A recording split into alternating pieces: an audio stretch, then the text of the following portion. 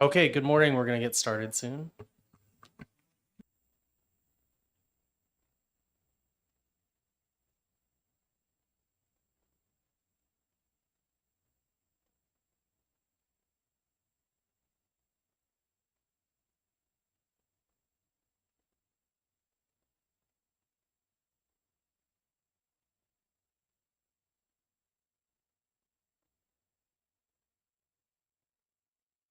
All right, good morning. Welcome to the Special Committee on Housing. We have one public hearing scheduled for 9 o'clock, so we're going to get going with that. But first, I want to start with the Pledge of Allegiance. Scott.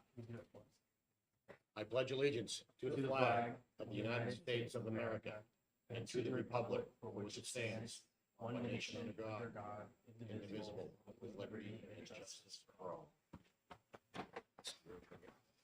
Wonderful. So we have a pretty full day. So we're going to start with a public hearing. I was told by the clerk we're not allowed to start a work session until it's noticed. So unfortunately, we'll have to wait until 11 for that. But I believe that I can get together with the ranking member and the caucuses can happen in the meantime if there's extra time. And then at 11, we'll have a full committee work session. We have a few amendments on bills.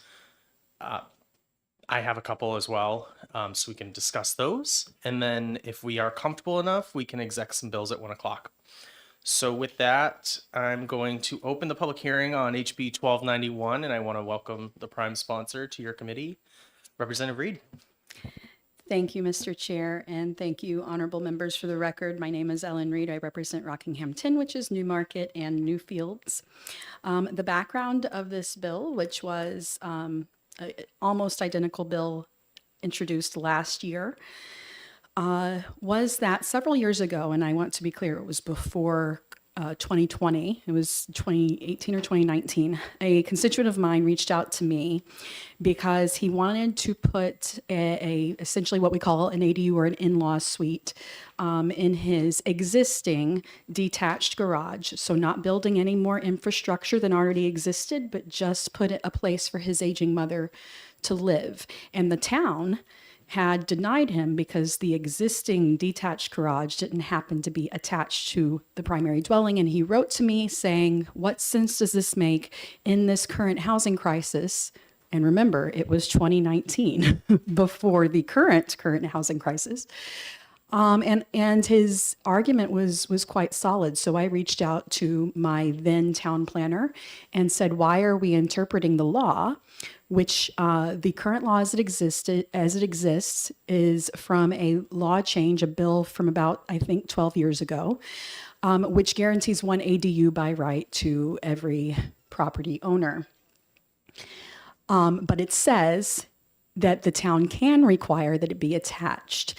And I asked my town planner at the time, who is since left the position, why were we interpreting this in this overly restrictive way when it really didn't change the rural character? You don't know if someone's living in a garage when you drive past. And she told me, and I said, because we need to provide more affordable housing for people, and people need to be able to build housing to do that. And she said, oh, those people, we do enough for those people. They have the trailers and the apartments. That's what she said to me. And even though I am the state representative for that town, I happen to live in an apartment. So I said, I am one of those people. So I set about to change the fact that towns were allowed to be overly restrictive with ADUs. I introduced the bill almost identical to the current version before you last year. It went to a different committee, but this committee heard multiple hearings, information gathering hearings from multiple organizations, most of which presented information about the necessity of ADUs and how they really help fill what we call the missing middle for housing. And it turns out states everywhere, because the housing crisis isn't just in New Hampshire, but the entire country. It's especially severe in New Hampshire, but states everywhere are making these types of changes, making towns loosen up on their restrictive zoning and in particular on ADUs. In particular, we heard a very in-depth presentation on ADUs from the Mercatus Institute from George Mason University. So ADUs are, and these are accessory dwelling units, as you know, the low-hanging fruit of increased supply. Because it is homeowners who build ADUs, they tend to be high quality because they don't want to add something of inferior quality to their own home. And they may, in fact, intend to move into it later themselves. So they tend to be high quality. They tend to be low cost for the renter because instead of it being a kind of corporate landlord or a landlord that's in the business of being a landlord, it's usually a person who just owns their own home and wants to help defray the cost of their own mortgage. So because of that, they are typically high quality and low cost, which is exactly what we need. They are also the gentlest density that you can find because when you add an ADU to a piece of property, you usually don't even know it's there. You drive by and it's in a garage or it's in a barn or it just looks like a slightly bigger house than it did before, and you don't realize it's an actual apartment. The people who rent ADUs often have better relationships with their landlords, often have use of a yard, gardening, ability to have pets because they work in those relationships with their landlord. So all around, it's a win-win.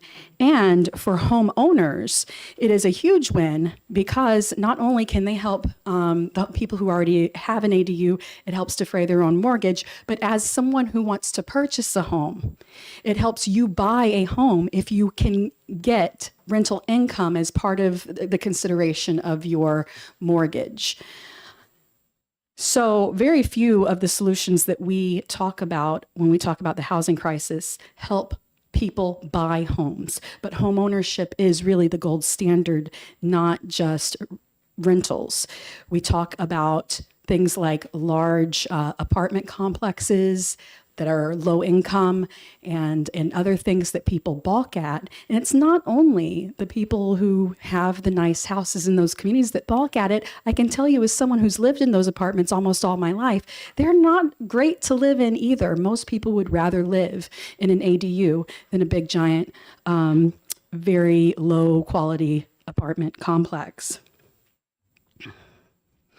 But for those, like I said, I really want to reiterate this because it's important for those who are looking to buy their own home, and home ownership is something that the more it increases, the more it benefits the entire community across the board, across pretty much every metric.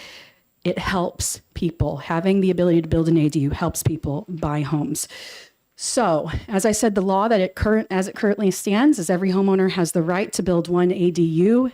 The town can restrict it if it's not attached, and there are some other common sense restrictions towns can impose, like water and septic. Now this entire committee not only heard informational hearings from organizations, but we had 3 work sessions to workshop this particular language. I have submitted this bill according to the exact language that this committee did a straw poll on. So I will just quickly, knowing that you all, as of late last year, already went through this language, I will still quickly go through this language. So first of all, it defines what an ADU is. It's a unit that is on the same lot as the primary dwelling. It can be attached, which is defined as physically connected to the principal dwelling unit, or completely existing within completely within a pre-existing detached structure, because in those cases, they are not adding any footprint. You're not adding to affecting the watershed. You're not building anything new. A detached unit would be neither within attached to the house or within a pre-existing detached structure. And the reason that's defined that way is because of the language that comes later. So right now there's one attached by right. This will allow that one attached by right, but allow one additional one. It will allow one detached by right and allow one additional one, which then the town may require to be attached. But every homeowner would now be allowed to build one detached ADU and then be entitled to a second ADU if it is attached, but attached in that case still is within a pre-existing structure as well. So now you have 2 ADUs by right. And also the setbacks and aesthetic requirements that a town can place on an ADU in this bill cannot be above what is put on the principal dwelling unit, which is an addition, I believe, that was directly from Mercatus. Then on the next page, under Roman numeral 3, the original language as it exists in the law said that interior door would be provided. This is saying that as long as the ADU has the independent means of ingress and egress, that they shall not limit the choice of ingress and egress, meaning that an interior door that connects the 2 units is not necessarily required. Again, other occupancy standards are not beyond what is placed upon the principal dwelling unit. Parking, this committee talked quite a bit about the parking requirements that might be placed on an ADU. I believe at the time we were either 8-2 or 9-1, that we were okay with one parking space per ADU being required, because we were trying to get 100% consensus. We decided to go with 1 parking space per bedroom. However, since we had that meeting, it has come to my attention that that's not even necessarily the requirement on principal dwelling units, single family homes on their own. And we do have another bill that would reduce it down to 1 parking spot per unit across the board. And so because of that, I do have an amendment that's before you that would just bring it down to a town could require 1 parking spot per unit instead of 1 per bedroom. I think that makes a lot of sense because we are trying to really have these ADUs fill the missing middle, which means later on, as I'll go through, we're also increasing the square footage so that people can really live in these long term. And if you have 2 bedrooms in your ADU, chances are you probably have a child who does not drive. More saying aesthetic standards have to be in line with the primary structure. So the law as it exists currently says the town cannot restrict an ADU to below 750 square feet. This raises it to 1,000 square feet for one of the ADUs by right and 850 square feet for any other unit. Again, this is what a town can restrict down to. The town does not have to restrict down to, but they cannot restrict beneath that level. Also, and this was in order to get around the very real problem of many units that are being built specifically for the purpose of short-term rentals. And of course, those don't actually add to the supply for our housing market. We are saying that for the second unit, a town can say that the builder has to rent out at workforce housing levels, which by default means that it would not be able to be a short-term rental.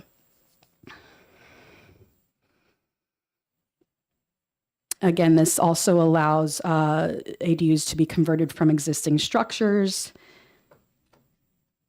And I think, and a town may require a lot size of no more than 1/2 acre in order to have the additional ADU. And that takes us through the entire bill. Essentially, the bill does not at all impact that first ADU that people already have the right to, except to expand the size. But it does allow a second ADU and reduces the restrictions the town can place. In the creation of this bill, both originally and as we've gone through it, I consulted with planners, developers, builders, all of whom were very supportive, realtors, housing advocates, students. Really, this is one of these rare situations up here at the State House where we have people from all sides coming in support. People who are both housing advocates and also private property rights advocates. And those two, you don't normally get tenants and landlords agreeing on much, but this is the one thing that they do agree on. And with that, I've basically gone through the idea and the bones. I do want to say, though, in general, that we really, really need to do something. Many states are taking actions just like this, but New Hampshire is particularly impacted by the housing crisis. Within 20 years, we won't have enough workers, and I say young people, coming into the state. We talk about the graying of New Hampshire a lot, but you have to understand what young people even means. Millennials are in their 40s. Millennials have wrinkles and gray hair, and in some cases, millennials have children who can vote, right? So, but these are still the workers. These are the people who make our food and serve our drinks and drive our propane trucks, and you can't have it both ways. You cannot have people driving your propane trucks and making your food and delivering your mail and then not make room in your community for those people. So we really, really need to do something to help workers live in this state, because if we don't, in 20 years, there won't be enough people who can work in this state to take care of all the people who will be in nursing homes. And with that, I'm happy to take questions. Thank you, Representative, for your testimony. Are there questions for Representative Reed? Representative DiLorenzo. Thank you, Mr. Chair. Thank you for taking my question. Are you aware that at Market Basket in Stratham, there are many, many open jobs and so few people willing or able to work there that they have actually imported people from the Dominican Republic to work in that store? Thank you so much, Representative. For full disclosure, both Representative DiLorenzo and I share a district, and so we both shop at the same Market Basket, and I am actually very familiar with that because I have repeatedly gone up to the new Market Basket employees and asked them where a particular item was, and they were unable to communicate with me because they didn't speak English very well. So you have kind of hit the nail on the head in terms of what the problem is. We can't get young people who work into this state to do the jobs that we need in our communities. And so while I know that there's a lot of people out there who may have bought their homes in the 70s or 80s when the cost of an average home was about 1 or 2 years an average salary, that's not the case anymore. It's not even close to the case anymore. And so we can't use those ideas of what the world was 40 years ago to go forward from here. We can't get used to that and think that those are the ways the communities are always going to look, because we have to make room for those workers in today's market. Because if we don't, it's going to be a really bad time in this state in a few years. So thank you very much. I do think that this, again, is the lowest hanging fruit of all of the solutions that we have before us. Set. Okay. Thank you for your testimony. Thank you. Bryce Kawu. I got it.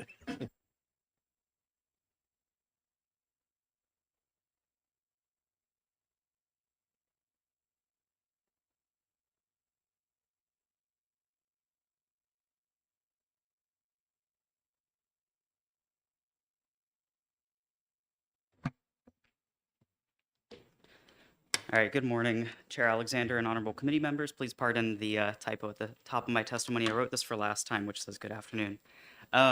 So thank you again for being here today and for making time to hear public testimony on this issue.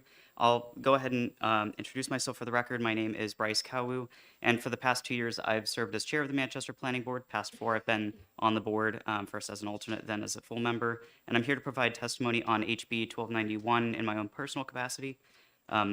So I'd like to mention that I strongly support HB 1291 relative to accessory dwelling units allowed by right, and I urge you all to support it as well.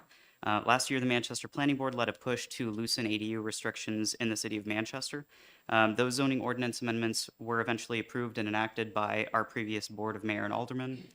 This year, under a very different Board of Mayor and Aldermen, we are considering another set of positive changes, this time led by the mayor and our planning staff. The latest proposal would allow all types of ADUs to be built by right, as long as they abide by certain structural requirements, thus eliminating the need for homeowners to go before the planning board for a conditional use permit. And the planning board voted unanimously to support these updates last month. While we're pushing forward at the municipal level, HB 1291 would help us all push forward at the state level too. We are in a housing crisis, as many people have said over the past months and years, and I think we need to act like it.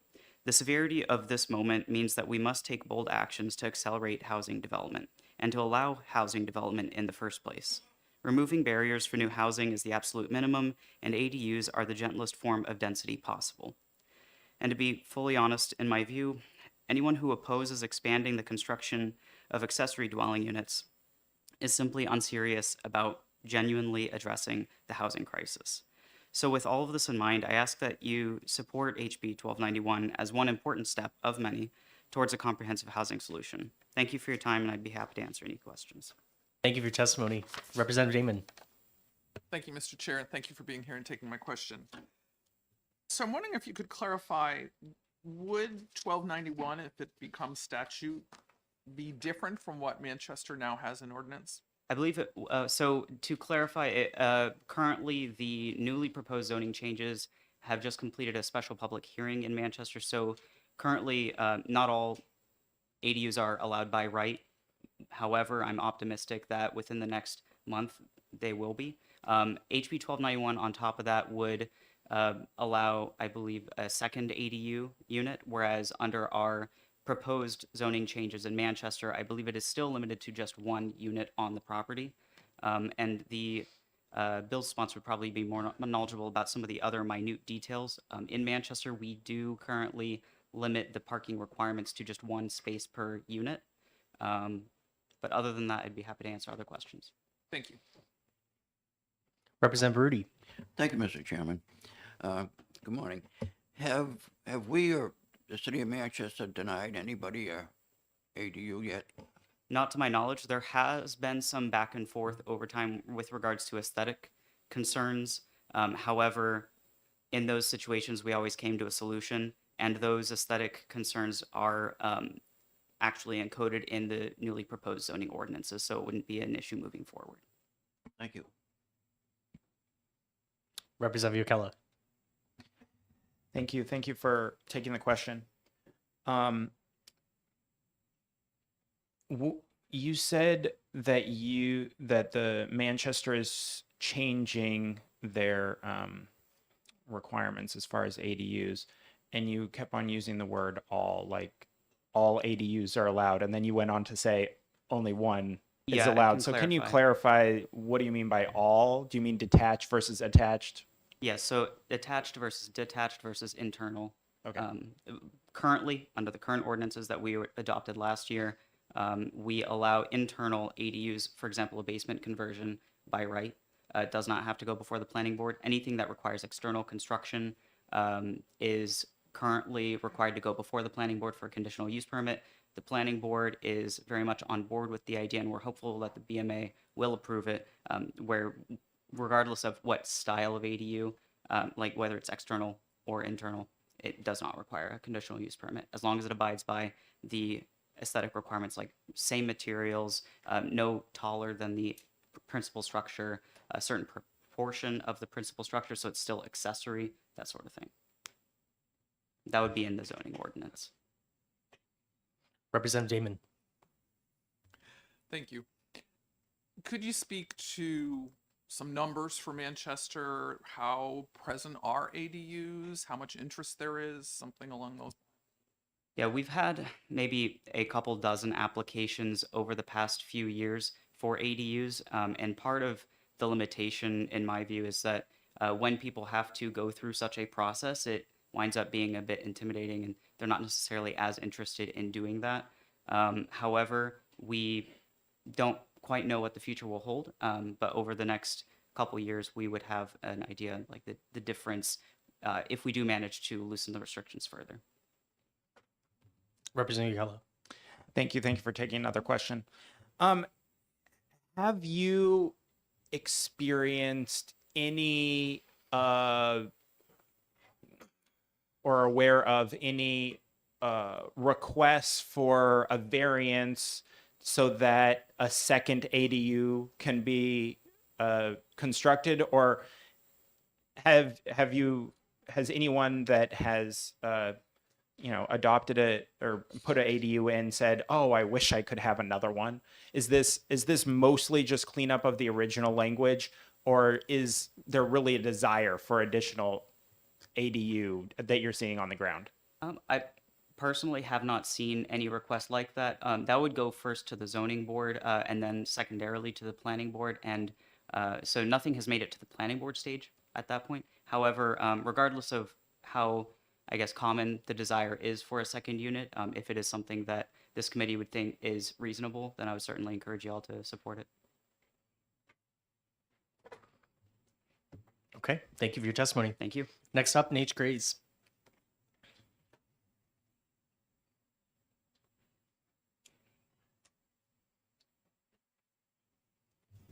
Thank you, Mr. Chair. Nate Grace for the Municipal Association. We do oppose this legislation. We do have a policy position to oppose all statewide land use mandates, and therefore we oppose this legislation that would impose a statewide land use mandate to require additional ADUs as well as detached ADUs.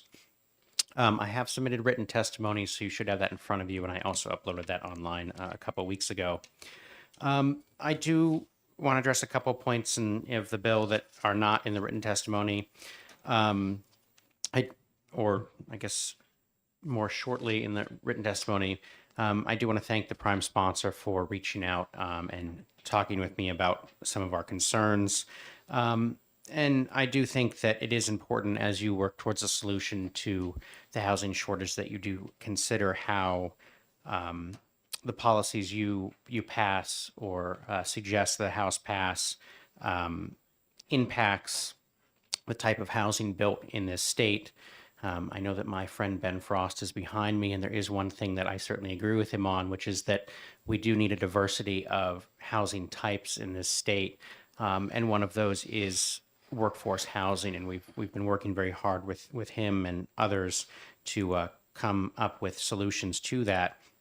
And to that end, I do think the provision in this legislation about allowing a local option to target the use of the second ADU to be workforce housing is important because we have seen in communities like Conway that there are incentives to build ADUs and other structures and then rent those out as short-term rentals.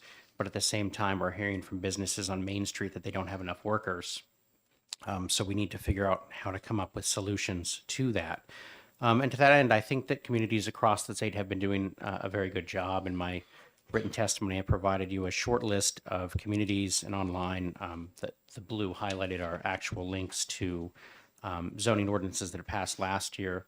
Of course, town meeting is next week, so we'll see what additional ordinances may pass across the state. But communities where we have seen high levels of development have looked at ADUs. They've been expanding and changing how exactly those are integrated into their community. And I think they're doing a good job to that effect. And when you look at kind of the penetration of ADUs throughout the state as compared to other states, I know Mercatus provided you information. I quoted a short set of that information for you. That really just illustrates that ADUs are being adopted at a higher rate in our state than they are at some other states where they've been championed and where they have some of these additional mandates in place. So we think that the state and at the local level we're responding well to the demands from the market in this particular area, and I would urge you to reject this legislation. I'm happy to take any questions the committee may have. Thank you for your testimony, Representative Ukella. Thank you. Thank you for taking the question.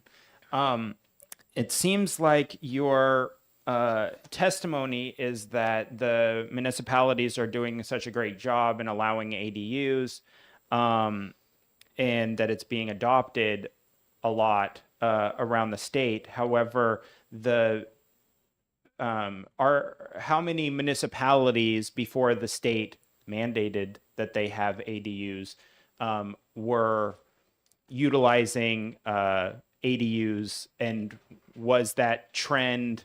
Did the New Hampshire legislature, put gasoline on that fire with the mandate that they allow municipal ADUs, or was that happening pre the state doing anything? So, as Mercatus reported to the committee, I don't believe anyone was collecting data on that. I believe that BEA is looking at collecting a different type of reporting so that they can keep track of ADUs. I'm not sure whether that's going to go in effect or not, but that's not something that's tracked at the statewide level, so I don't have a full picture. I can tell you anecdotally from the city of Keene that they adopted an ADU provision before the legislation was put into effect back in 2017. Frankly, they haven't seen that many ADUs being proposed. They did adopt a couple years ago a very broad provision that allows, I believe, detached ADUs, and it's linked in my article. And one of the things, they just haven't seen an upswell in demand for that type of development.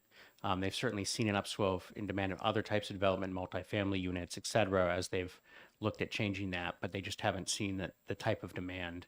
I just don't foresee this having a significant impact on the housing shortage. Follow up. Thank you. Thank you for your comments. It definitely does seem from your comments that you're kind of taking credit for the state's mandate. However, I guess my follow-up for that is, do you see any of the things adjusted in this bill as regarding the regular first ADU, that it now be required to be given by right, instead of for the first ADU you be able to have require people to go to planning boards and stuff like that. Now that all of those, that the ADU kind of is more familiar by municipalities, do you see that there still needs to be, for that first ADU, a public hearing and or going to the ZBA and paying those fees and incurring additional costs to that development? Or do you believe that moving it to a matter of right is appropriate at this time? Generally, in land use law, we've seen that when someone owns a particular piece of property, they want to do any sort of development on that property, it's good form to inform the neighbors and have a hearing so you can determine whether or not that's an appropriate use of land. And that is something that the legislature put into effect quite a long time ago, and may be adjusting slightly in the near future. But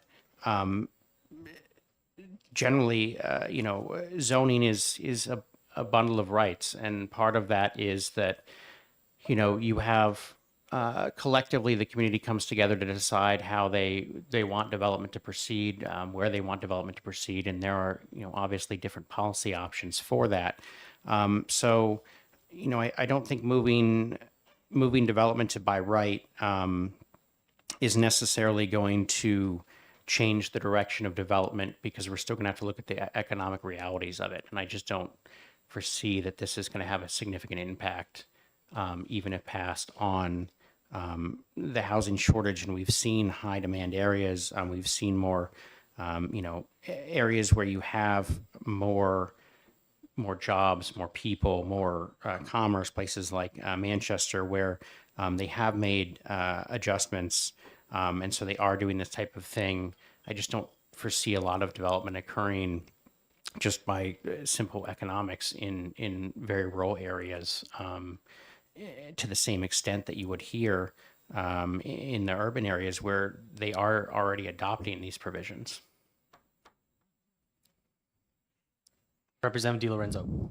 Thank you, Mr. Chair, and thank you for taking my question. So, how do municipalities distinguish between an ADU or an in-law apartment? So think there are specific requirements for the ADU with it being separate under the building and fire codes, but I'm not familiar with those. I believe there's some experts behind me who could answer your question better than I could. Thank you. Representative Gibbs. Thank you, Mr. Chair. You've mentioned that municipalities are on their own going ahead with allowing ADUs. But those seem to be provisions that would allow a single ADU, whereas this proposed bill would allow 2 ADUs as of right. Do you see any likelihood that municipalities will move from allowing 1 ADU to allowing 2? Well, I know Enfield has done so. I don't know. I don't think that's been in effect long enough to see what kind of effect that would have, if any, on development there. I believe that only happened last year. But one of the great things about local control with zoning is you get it basically functions the same way at the state level as the states do for the federal government. We get to try different things, see what works, and then good ideas spread naturally. So that's what we see happening. That's what we hope will happen, and I think that's been proven here. Okay. Thank you. Thank you for your testimony. Vanessa, please.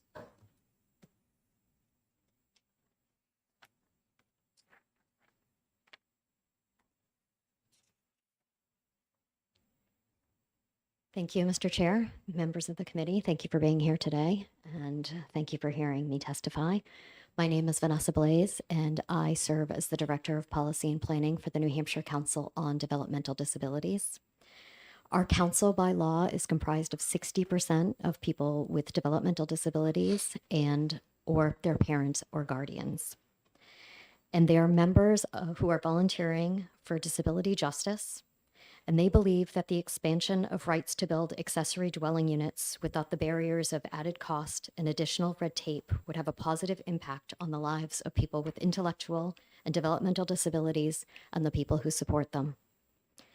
As we are aware, there is a severe housing crisis happening in our state, and this crisis disproportionately affects those in the developmental disability community. The increased allowance of construction of ADUs in our cities and towns would provide immeasurable benefits to not only those in the disability community who need long-term housing and care, but also to those who wish to age in place and to the people who support them. This crisis has forced parents to reconsider group homes for their adult children, something that New Hampshire has decided to abolish with the promise of supporting disabled people to live self-determined lives independently in our communities. Disabled adults have the right to independent living spaces, even when they need supports. They want to live in the community with their friends and their family and have opportunities to pursue a life of meaning and engagement. ADUs can serve as an independent housing while providing them support and caregiving when needed. The DD Council is a federally funded agency that is dedicated to dignity, full rights of citizenship, cultural diversity, equal opportunities, and full participation for all New Hampshire citizens. The Council has identified affordable and appropriate housing as a major barrier to living an inclusive life of meaning. We appreciate your consideration on expanding housing options and opportunities for people with disabilities and those who support them. Disabled people should not have to expect to wait longer for safe, stable, and appropriate homes where they can build their lives. Thank you. Thank you for your testimony. Any questions? Representative Damon. Thank you. Thank you for being here and taking my question. Are there federal funds or other funds that would help the population you're representing if ADUs are legislated to be easier to create? Are there federal funds to help people do that for that population? There are not. The mandate from the federal government is that funding cannot be used for housing. Thank you. Representative Yokella. Thank you. Thank you for taking the question. You talked a little bit last time about the wanting or desiring of support sometimes for people with disabilities, and the type of housing that may accommodate that.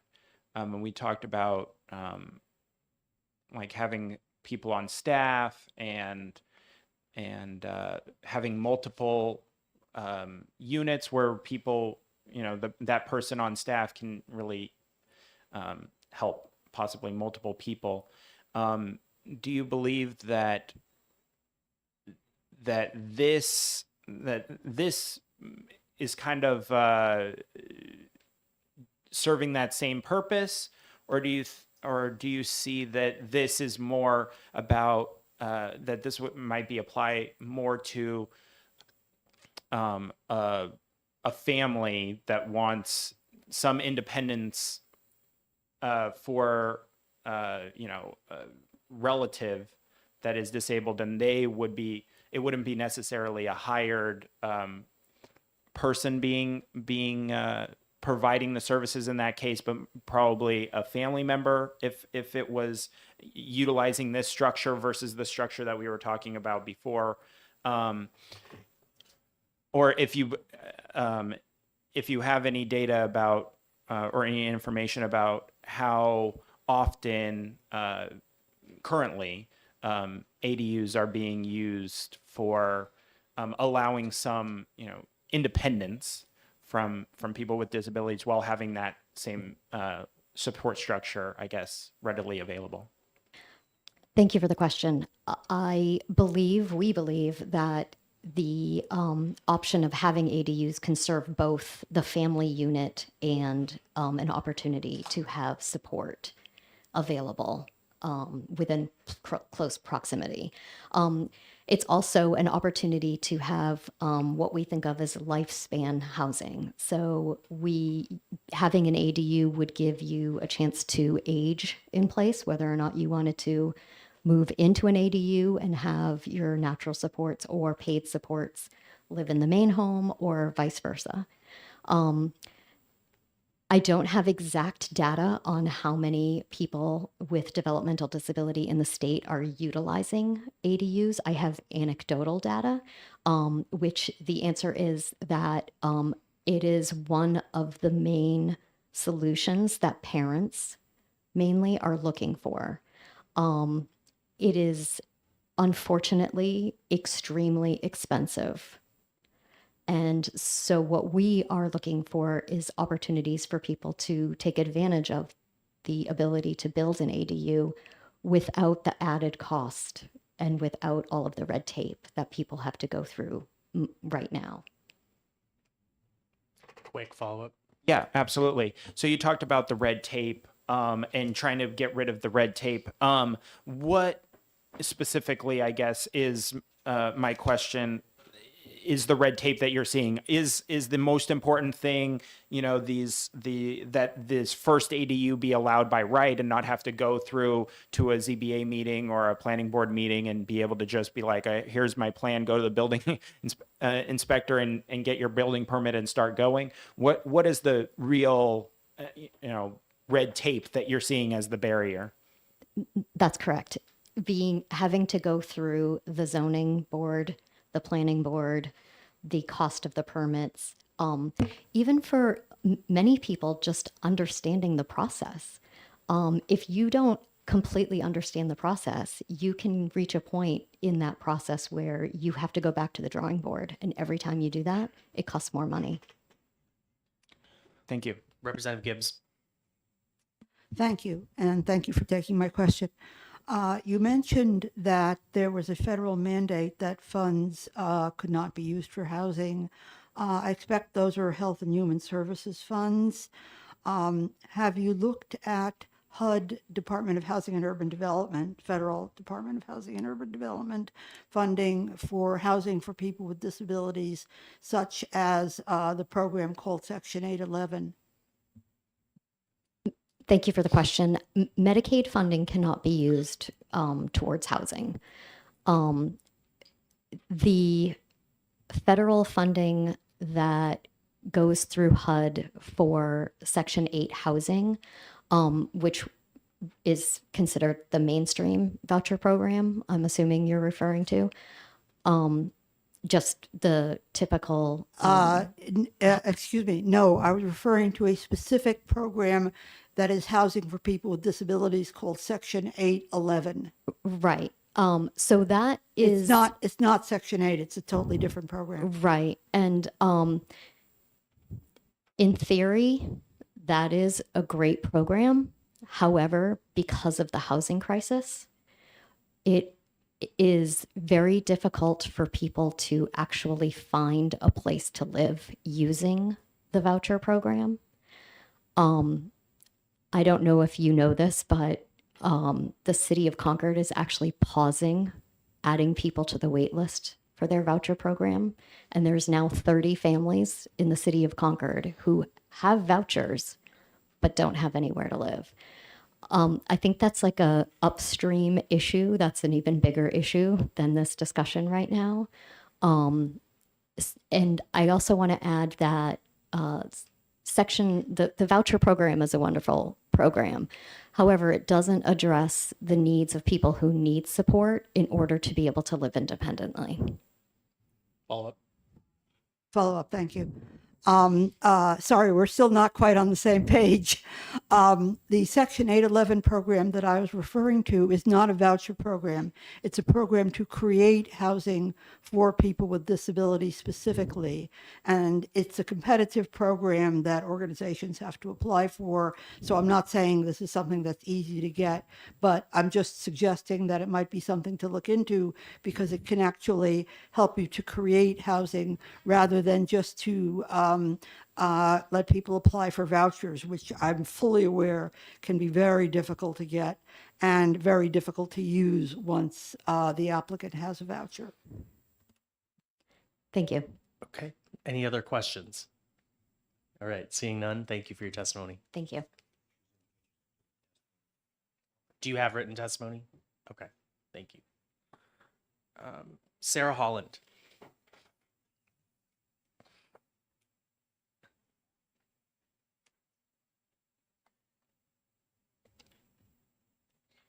Welcome. Thank you, Chair and committee members. I appreciate the opportunity to speak today and to have this hearing at a time that is not really constrained. So we appreciate that. My name is Sarah Holland. I'm the Vice Chair of Public Policy for the New Hampshire Realtors, and I am here on behalf of the Realtors who ask you to support HB 1291. This is a private property rights issue. It's the use, if the use of private property does not create a health or safety issue, an owner should be able to use the property as they see fit. We're not asking you to allow a property owner to construct an ADU. We're asking you to memorialize their right to add an ADU absent a compelling reason not to, which there are seemingly none. Of course, there is if there is or when there is an urgent health or safety issue that may negatively impact the community or the occupants, then the government should, of course, take action. However, before voting, we would implore that you consider the mechanisms that municipalities already have and will retain under this bill to regulate the health and safety of these units. Septics, there is something that is already regulated by DES, including any additional occupancy space on a property. So if you increase your load, then you need to increase the size of your septic. That is already regulated. If you cannot increase the size of your septic, then you cannot be approved for an ADU. Water, if there's no access to potable water, you cannot be approved for an ADU. Sufficient space, if a property does not have a sufficient space to add an ADU, given a myriad of regulations like setbacks, wetlands, radii from private wells, you cannot be approved for an ADU. A municipality retains much of its authority to protect the health and safety of the occupants and the community members. This bill does not change that. There have been many questions about the barriers to ADUs, and I'm happy to discuss some of those. So the current process for which an ADU or any substantive change to a property, it requires a lot of time, a lot of effort from the applicant. It requires hearings and site plan drawings, which can be expensive to produce. And this is just in the hopes that you'll be approved. There's really no mechanism to approach a land use board and say, hey, if I apply, will I be approved? They do not like to talk in hypotheticals, so you have to go through the process for a maybe. You're unsure if you're actually going to be approved. In my town, we did move forward, obviously, with the ADU law that was enacted 6 years ago. And however, mine chose to restrict or create additional rules around detached ADUs. So my house, I have a single family home on a 1 acre lot with a detached garage.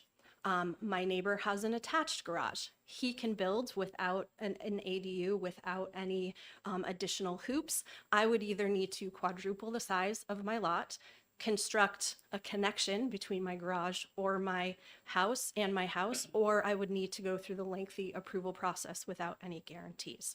I currently have, I do have 3 adult children that have previously left the state to find employment and housing.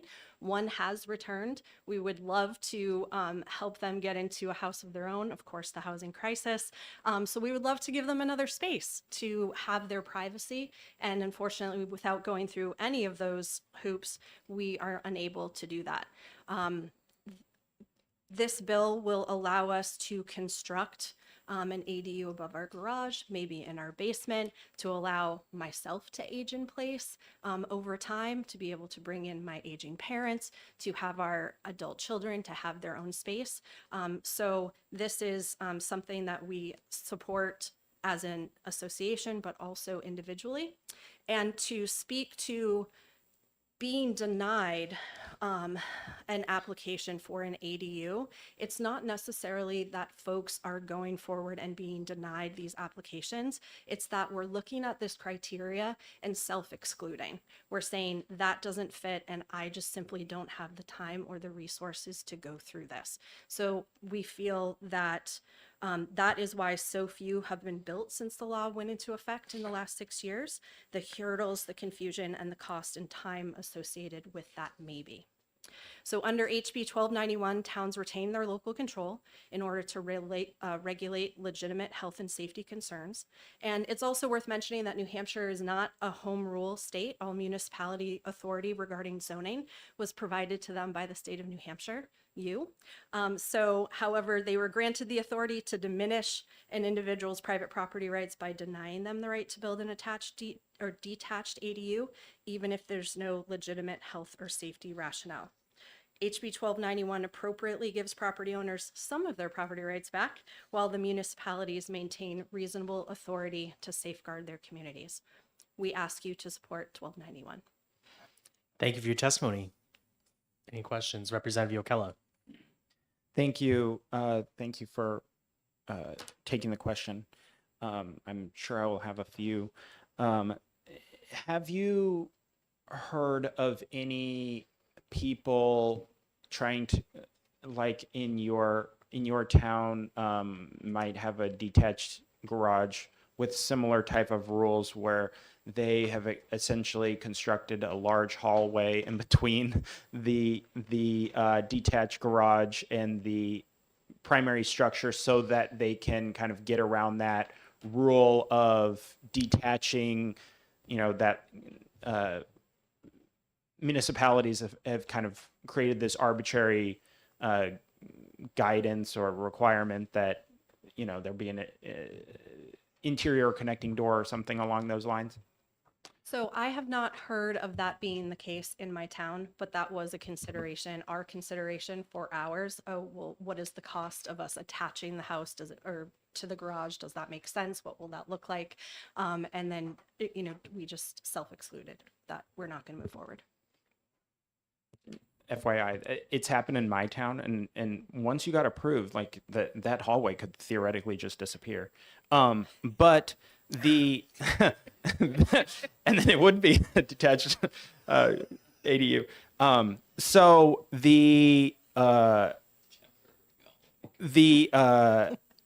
it seems like one of your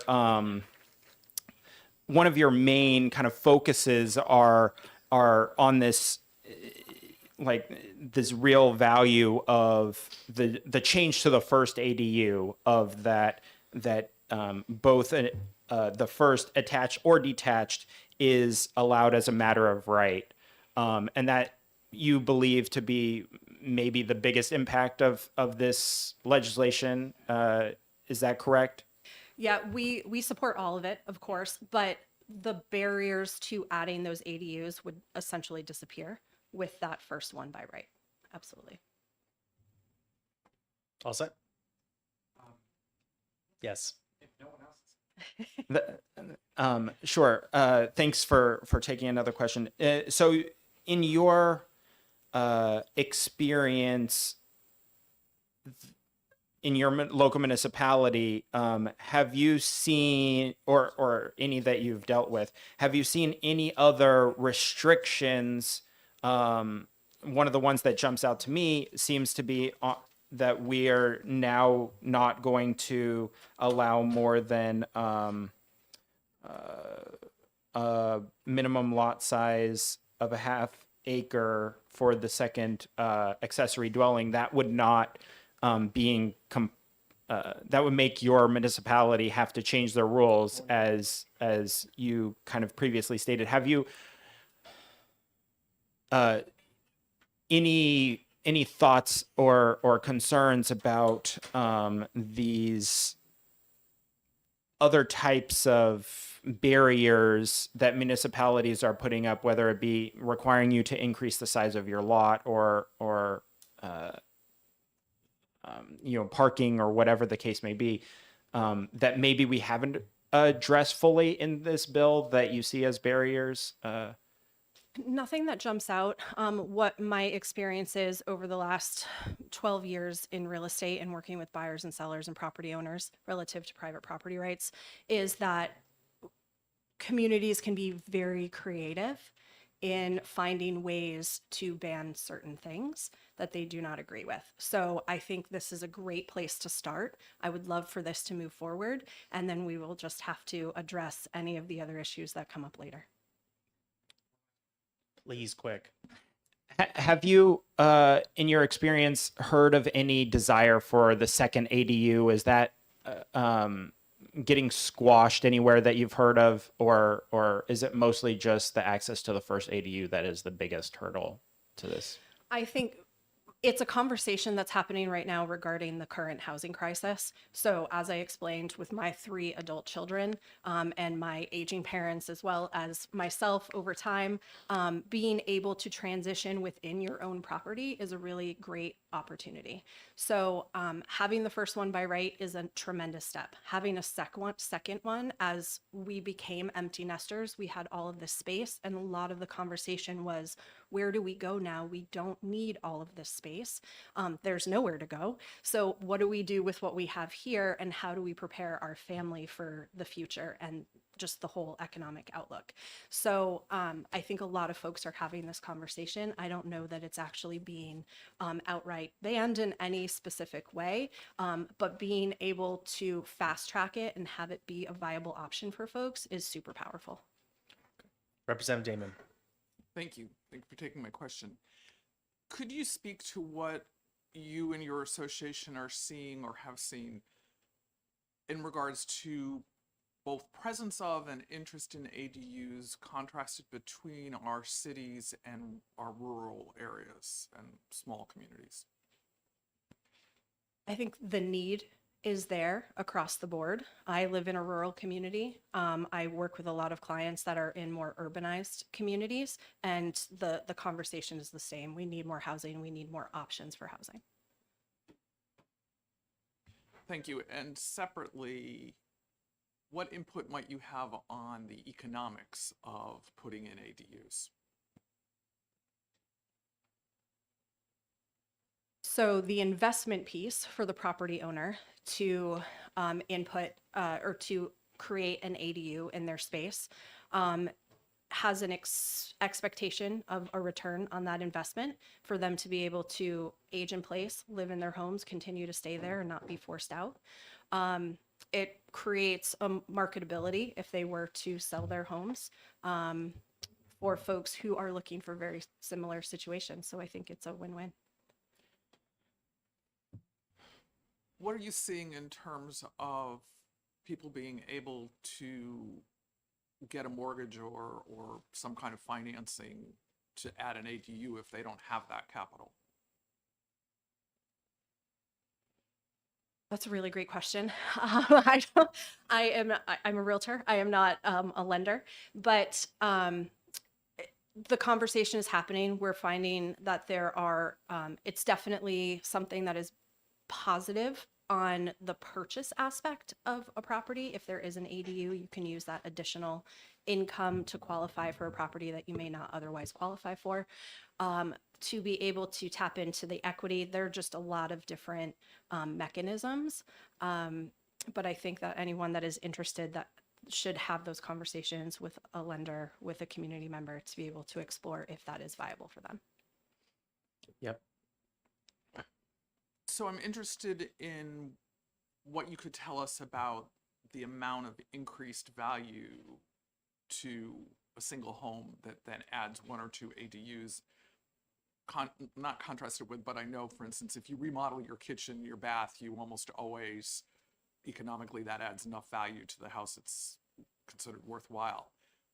How much value do ADUs add to future sale of the property? It's a hard question to answer, depending on the location and the property specific itself, whether or not it is used as an additional living space for a family member, or if it is actually being rented out for income. So that takes into account, but what it does is it becomes more attractive overall to buyers because of the versatility. So with supply and demand and the attractiveness, of course, that is going to be an increased value.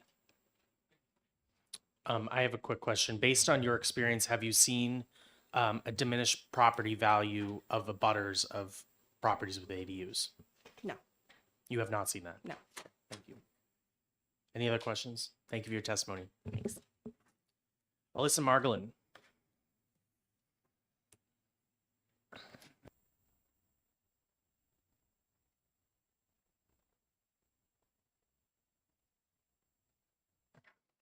Thank you, Mr. Chairman, members of the committee. For the record, my name is Alyssa Margolin. I serve as Director of Housing Action New Hampshire. We're in strong support of House Bill 1291 and the amendment as well.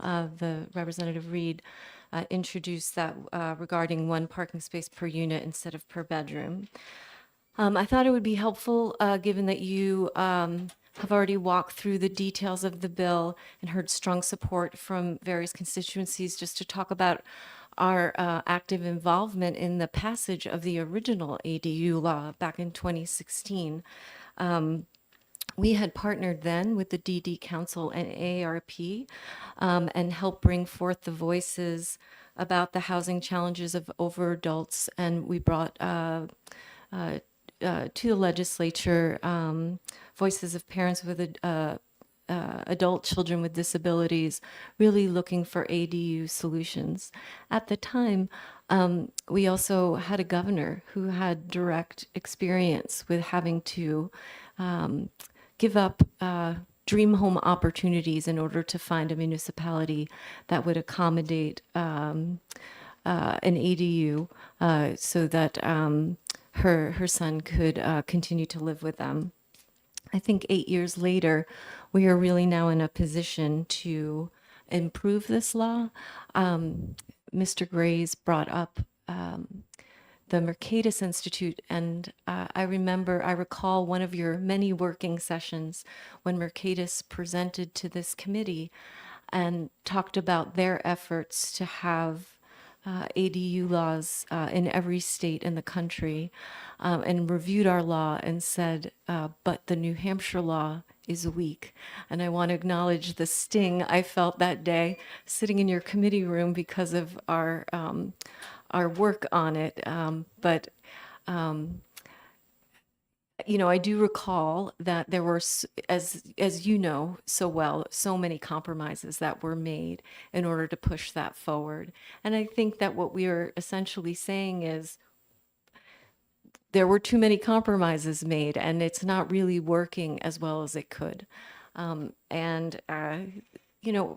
an organization like Housing Action New Hampshire, we support accessory dwelling units.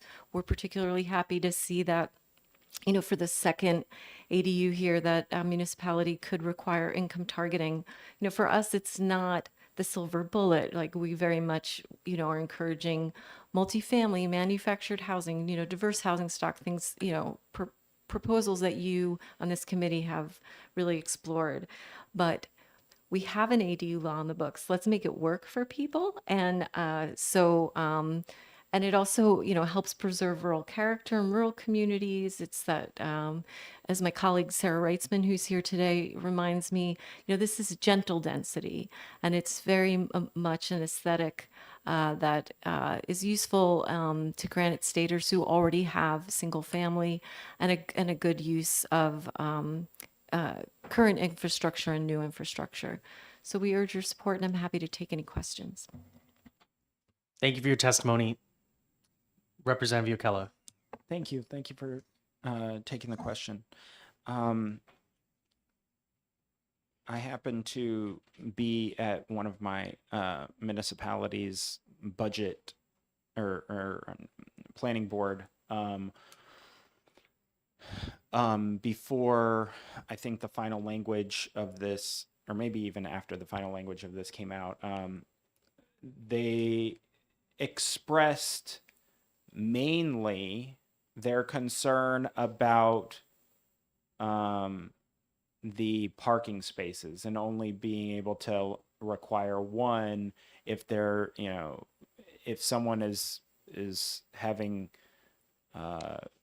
3 bedrooms in this ADU, if they don't cap the size, right? If you leave it to however much, as long as it's smaller than the house and you have a giant house, you could potentially have a 3-bedroom ADU. And if that had 2 adults or whatever, and maybe an adult child in it, you could potentially have 3 cars. And they wanted to, they said that was a big concern essentially for that community. So do you think that that is an unjustified concern and something that we should, amend for sure and say that's unjustified? We're just going to make that not possible in your municipality, for you to say like, hey, a 3-bedroom can require three parking spaces or whatever. Or do you believe that, the compromises, let's say, with this bill are actually significantly valuable for the first ADU and that it's positive without that amendment? Thank you for the question. I think it's excellent. One of the reasons I wanted to articulate our support for Representative Reed's amendment is connected to one of the current challenges with our current law. You recall the presentation regarding the New Hampshire Zoning Atlas, just a really important data set that has come out of the Center for Ethics and Society at St. Anselm College. And they identified communities that have created ordinances that require 4 parking spots per ADU, and essentially using that, to just as a barrier, for private property rights, for an option for a homeowner to do something. So because of that, I think, parking is really important. I don't know that Housing Action New Hampshire has a position like broadly, but I would say personally, I think there is some municipal interest in parking, but I think that we should have reasonable requirements, and I think 1 per unit makes a lot of sense. That the Representative McWilliams bill that you're considering also makes a lot of sense. And in the ADUs in my community, both of them are aging parents who no longer drive and they don't use any parking. So just made room for growing teenage kids in the kids' house next door to use the spot. But yeah, I think you should incorporate the amendment if you have the support on the committee to do so. Representative Wallace. Thank you, Chairman, and thanks for taking my question. Have you heard any municipalities say that we have a parking problem here in New Hampshire, or is it pretty much the housing problem that we're here to address? I mean, I live in the city of Portsmouth, and parking is a hot issue. But I don't. I think we have a housing crisis. We don't have a parking crisis, and I think parking. The over requirement of parking is a barrier to density. It's a barrier to saving our natural spaces, and it's often unnecessary. I do think that there is some municipal interest in there, but I don't think in this case for an ADU that's not going to house, hundreds of people at a time. I think that there shouldn't be an excessive requirement around that. Okay, thank you for your testimony. Thank you. Next up is Ben Frost.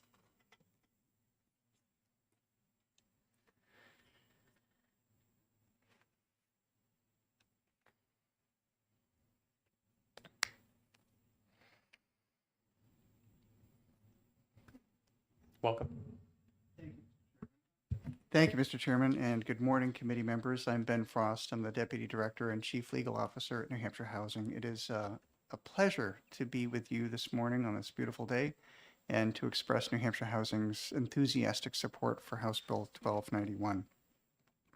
You've heard a lot of testimony about need, and there have been a lot of questions asked, and I'd like to come back to some of those questions as I speak. I'll just note that as Alyssa Margolin recounted, the 2016 legislation creating the ADU law was really well supported in the House of Representatives. A majority of both Republicans and Democrats voted in favor of it. And it was largely because of this question of property rights. What can individual homeowners do with their property in a reasonable fashion? Accessory dwelling units are, in fact, one of the best options we have to increase supply of our housing, and to do so really without public subsidy. This is up to private property owners to figure out whether they want to do it, and then, if so, how to do it. And certainly what we've seen coming out of the existing law is no community being flooded by ADUs as was initially suggested, but really incremental small-scale development, one-off development, because it relies on an individual homeowner to do something. It's not something that developers are doing large scale. It's individual homeowners acting in their own interests to do this. It is, as has been called, gentle density, small scale infill. And yet, despite all of these positive attributes, there are a number of communities that are making it really, really, really, really hard to do accessory dwelling units. The need now is so great and so urgent that we need to do as much as we can, as soon as we can. We can't try just one thing and hope that it works, and then a few years later say, well, it didn't do enough, let's do something else. We need to do many things now. House Bill 1291 is one of those things. We also can't rely solely on the good graces of places like Manchester and Keene, which are doing awesome things. It requires proactive legislation like this. If you really want to achieve something, that is, to address the state's housing supply crisis, then it makes sense to eliminate the barriers to doing that. And House Bill 1291 does that. I'd like to turn to a couple of questions that have already been asked. And I'll start with Representative Damon. You asked about the economics of accessory dwelling units and financing. I'm delighted to say that the Brookings Institution just in the past week published an analysis of the economics of accessory dwelling unit in the Los Angeles area. And I said, well, that's Los Angeles. Well, okay, money is money. And the economics of development in Los Angeles, although it's higher there than it is in New Hampshire, it's still dollars are dollars. So I think that the analysis done by Brookings is highly instructive. And it indicates that even without subsidy, there is some room for homeowners to do this in a way that is profitable. Certainly, they also argue that it's helpful to have subsidies such as a housing choice voucher to accompany that, but it's not absolutely necessary. Regarding financing, I'm also really happy to say that the Federal Housing Administration has recently, in the past year, changed some of its underwriting standards. And so we see programs, lending programs coming forth from Fannie Mae and Freddie Mac that allow for the income associated with accessory dwelling units, that is the rental income, to be counted as part of the financing of a mortgage. So this is, and that would go for refinancing as well.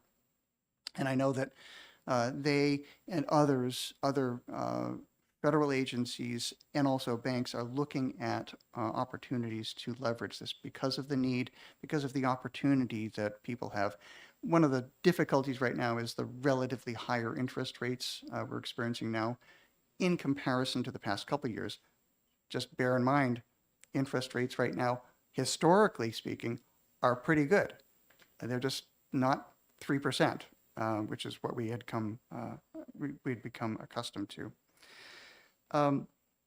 Regarding the issue of parking, and Representative Kelly, you asked this question about one space per ADU, and I want to direct you to the bill language, which talks about, and this is the bill as introduced, page 2, line 20, an additional parking space for each accessory dwelling unit bedroom. That's the existing language in the bill. So it flexes based upon the number of bedrooms per accessory dwelling unit. So I think this issue of parking, Representative Wallace, you said, do we have a parking problem? It's a red herring, frankly, raised by a lot of communities. If you look at single-family homes and how municipalities deal with permitting of single-family homes, it's pretty much hands-off, other than the building permit. Is it allowed by zoning? If yes, then you pull the building permit, you build a house. Accessory dwelling units are intended to be an extension of a single-family home, thus the word accessory. It's accessory to a single-family home. So those communities that are saying, yes, we want single-family homes, and I think that is probably 234 out of 234 incorporated municipalities in the state, are not, for the most part, regulating parking of those. So why is it that suddenly with accessory dwelling units, we're going to see a flood of cars? It's not going to happen unless you have a family that has cars. And I look at single-family homes in my town without accessory dwelling units. Small homes, modest homes might have 5 or 6 cars, all registered, all legal, just parked in the yard. If this is a concern, it's not about the accessory dwelling unit. And if it is a concern in a municipality, then regulate how you do it with single-family homes. Regarding Representative DiLorenzo, you had asked about the difference between an accessory dwelling unit and an in-law apartment. There is no difference. There is absolutely no difference. We used to call them in-law apartments or mother-in-law apartments or something like that, granny flats. I think that's an Australian term. That essentially has gone by the wayside because the current accessory dwelling unit law prohibits municipalities from requiring a familial relationship between the occupants of the primary dwelling unit and the accessory unit. So there does not have to be a family relationship between them. So we used to call it that. We don't need to anymore. Representative Kelly, you asked about the prospect of a long breezeway. Well, I got that question from the planner a few years ago in Wolfboro, who called me and said, well, it has to be attached under the current law. So he asked me, well, I got this guy who's proposing a 300-foot breezeway.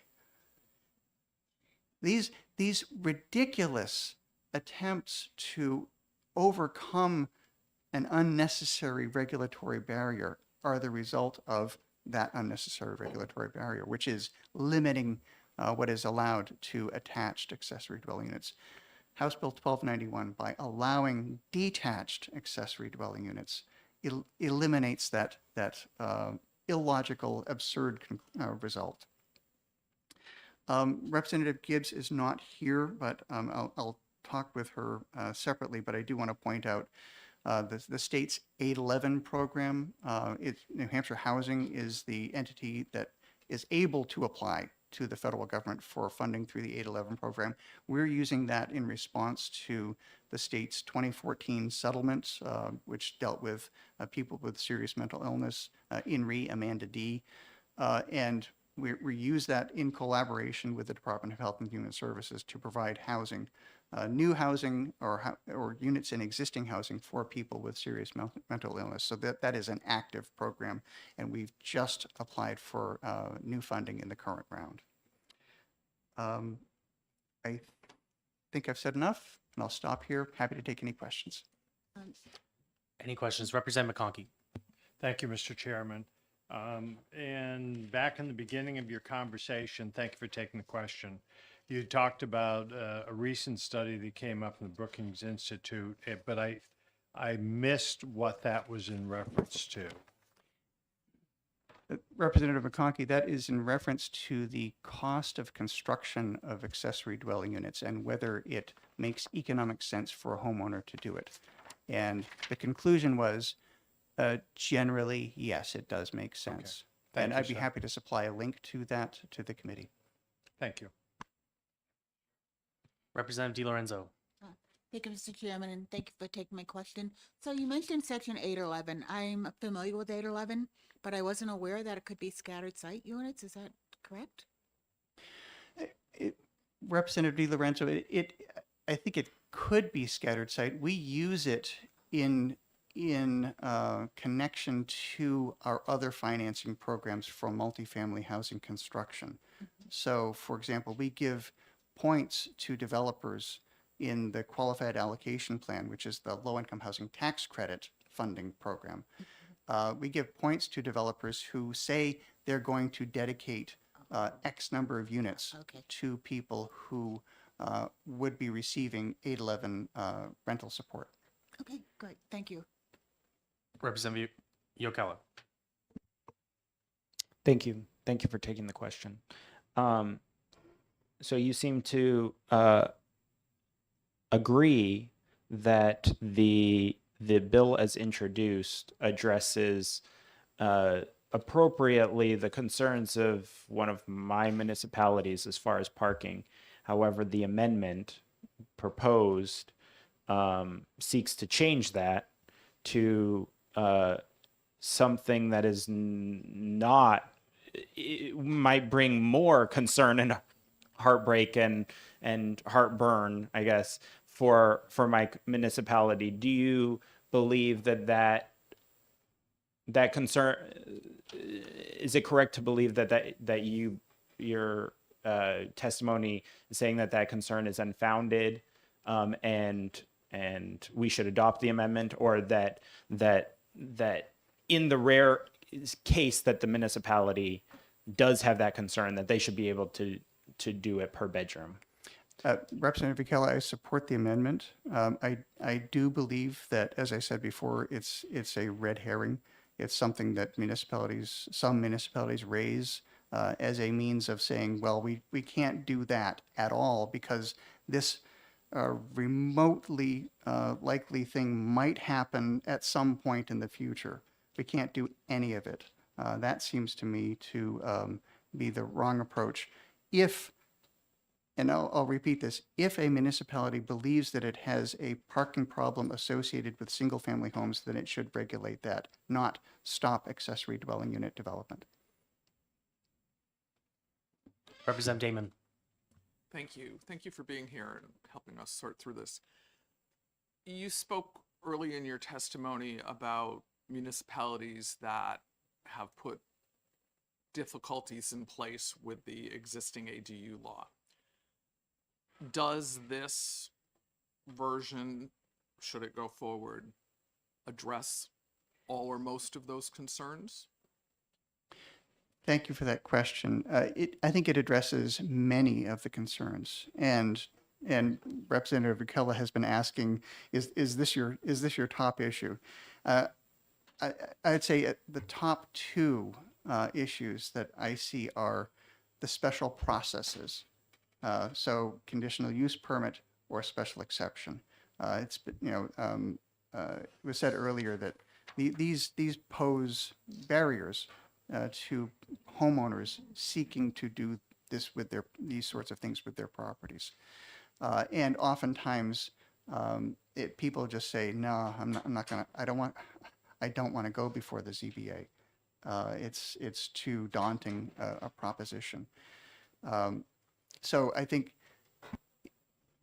allowing at least one accessory dwelling unit by right is essential to allowing these things to happen. Also allowing that to be a detached accessory dwelling unit. So I'd say those are my two top ones. Thank you very much for your testimony. Next up is Nick Taylor.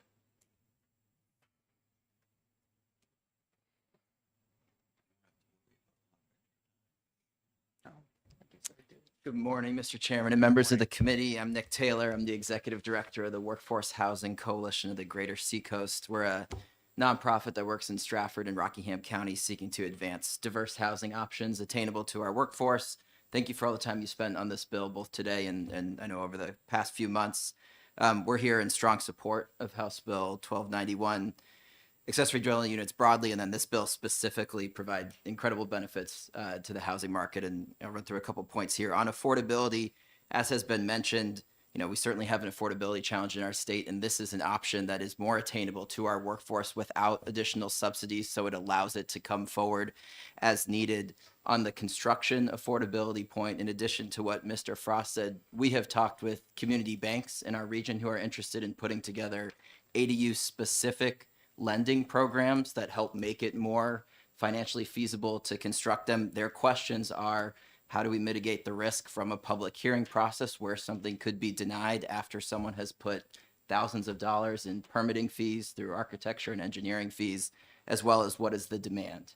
And so I think we can see that there's a demand, and by mitigating the risks, it'll make it more likely that folks of all income levels, and not just those that can afford to front some money, will be able to afford to build additional accessory dwelling units. In addition, as has been mentioned, this is a property rights issue, and that allowing folks to construct additional accessory dwelling units allows them to make a decision with their property that best fits the need of their family. That may be a home for an aging parent, it may be a child returning from college or back to home, or it may be just for additional income stream for them to be able to stay in their home and stay in their community. Finally, this kind of question of how will it affect the community and what is the demand? Will this actually get built? As has been mentioned, this is a great gentle density. It's a great infill option that really doesn't change the feel of any sort of community or neighborhood while adding additional housing supply. The Center for the St. Anselm College Center for Ethics and Society in their annual housing survey asked the question of, have you considered building an accessory dwelling unit? 10% of folks said they already did.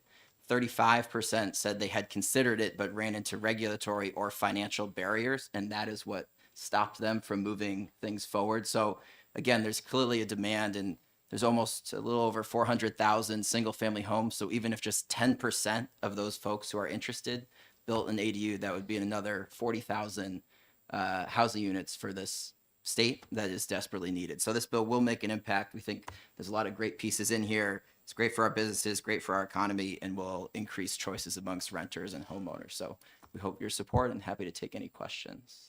Thank you for your testimony. Representative Ockello. Hi, thank you. It was said earlier that we're not seeing a flood of ADUs come in, and there was hinted that there's some barriers.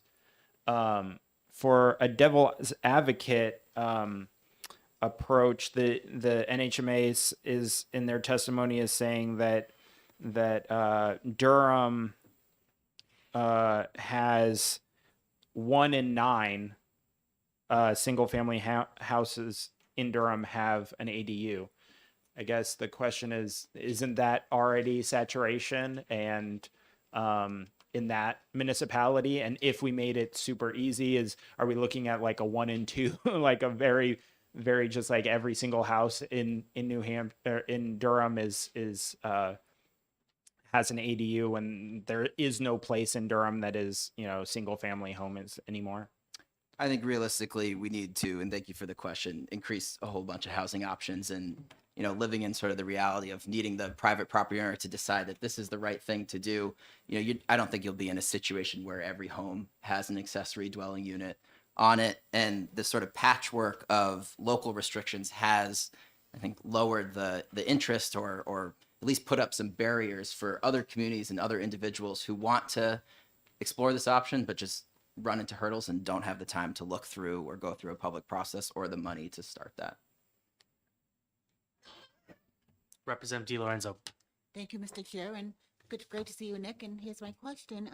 You mentioned a poll, a research poll asking folks if they were interested in adding an ADU. Which poll is that? Yes, thank you for the question. It's from the St. Anselm College Center for Ethics Housing, Voter Attitudes on Housing Affordability Survey from 2023.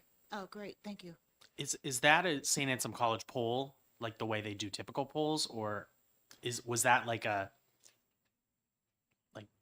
It was a scientific poll. It was yeah. a scientific poll. Yeah. It Because wasn't I know just sometimes they just like put something out and it's click like whoever. choice to fill it out. Or whatever. No, it was Okay. scientific. Yes. Thank you. I appreciate that. Okay. Any other questions? Thank you for your testimony. Okay. Next up, Matt Mushin.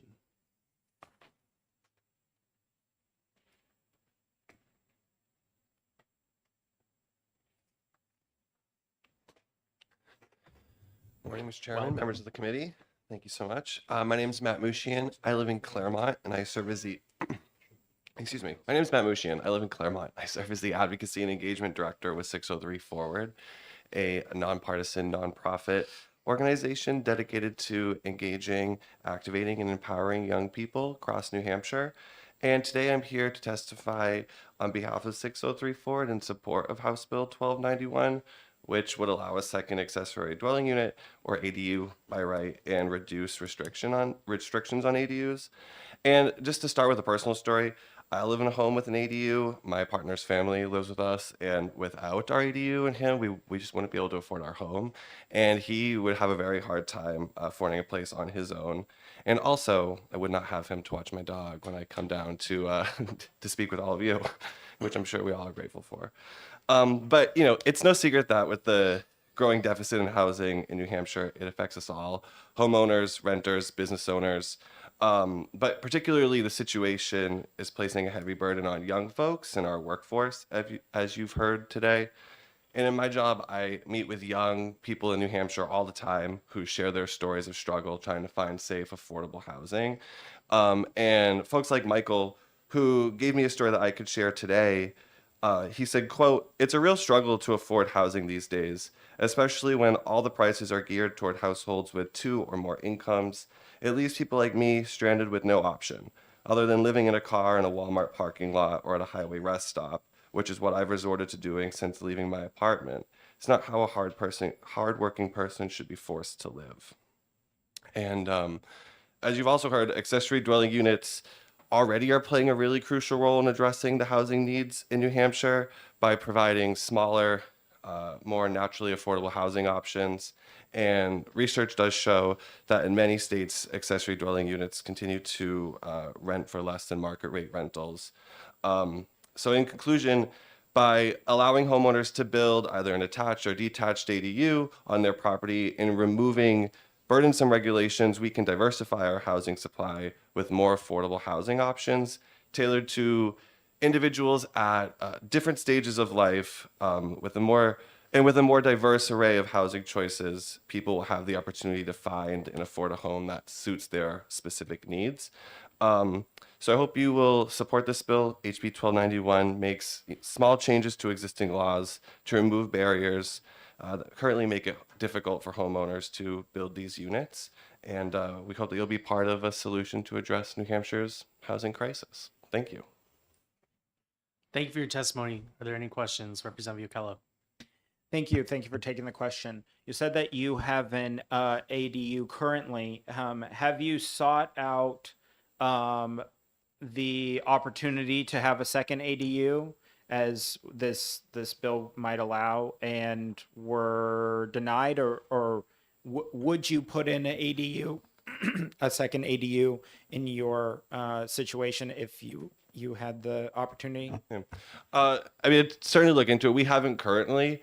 Our needs are pretty well met, but if it was a possibility, I don't see why we wouldn't look into it if the opportunity were allowed. Okay, any other questions? Thank you for your testimony. Thank you very much. Sales Caston. I hope I pronounced that right.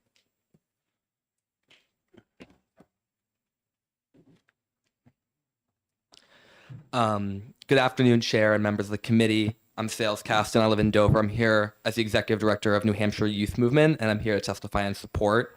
We have a major housing shortage in New Hampshire. We need 20,000 units in the next 2 years just to keep up with demand. And unless we're using all our resources to the best of our ability, we'll never meet that goal. There are a lot of young people in New Hampshire who want to stay here, but if there's no housing for them, they'll be forced to leave. This crisis is affecting real people. A number of my close friends have had to leave Dover, where I live, both because of the prices and also because there just weren't units available. I myself am staying in a less than ideal apartment because my roommates and I don't have another place to move to. And this crisis is affecting young people who are getting out of school and want to stay here, and families who are looking to buy homes for the first time and put down roots. Accessory dwelling units provide an opportunity to young people to stay in New Hampshire. On a previous hearing day, a number of students and people in their early 20s came to speak in favor of ADUs. Many of them couldn't be here today, so they submitted written testimony instead. In those testimonies, you'll hear similar arguments that you've heard today. They're struggling to find housing, considering leaving the state because of it, and that removing burdensome regulations on ADUs is an important creative way for us to increase housing supply and address New Hampshire's housing crisis. The last thing I'll say is just thanks to the members of the committee. I know you've worked really hard and put in long hours to come up with passable bipartisan solutions to address the housing crisis, like HB 1291. That's not easy. Not every committee is able to do that. And at the end of the day, making sure people, families can have a place to live in New Hampshire, that's not a partisan thing. It's an important thing, and I'm glad you see it that way too. Thanks very much. Thank you for your testimony. Any questions? Thank you. Abby Rowe.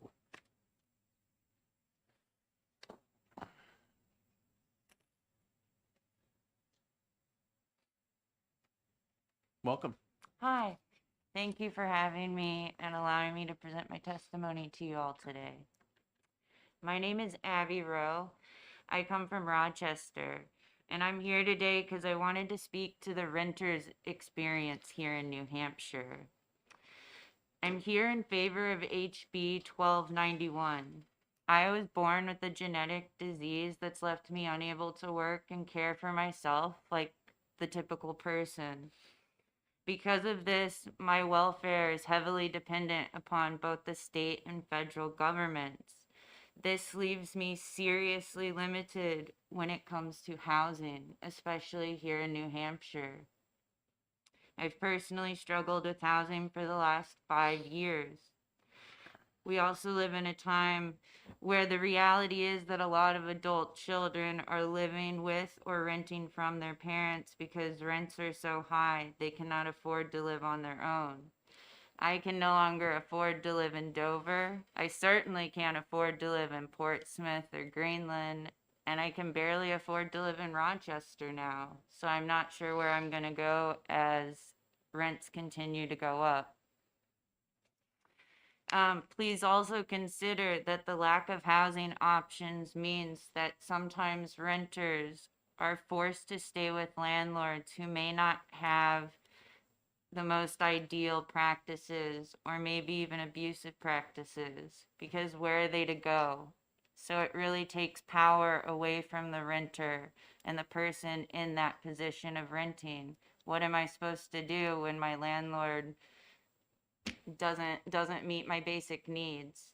Because it's a process to have that addressed in a legal way, and the other alternative is to find additional housing. I'd also like to put forward that right now I'm living my highest quality of life because I was able to find an ADU to rent. That ADU has provided me with rent control.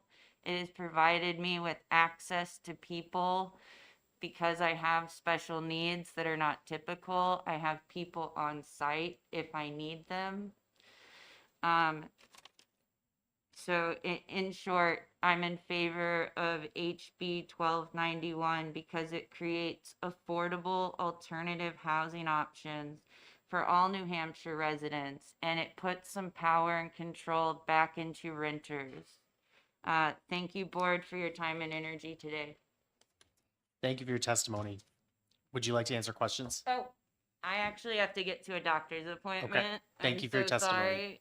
Thank you. No problem. Okay, Alexa Carpenter. We have one more after this. Welcome. Thank you.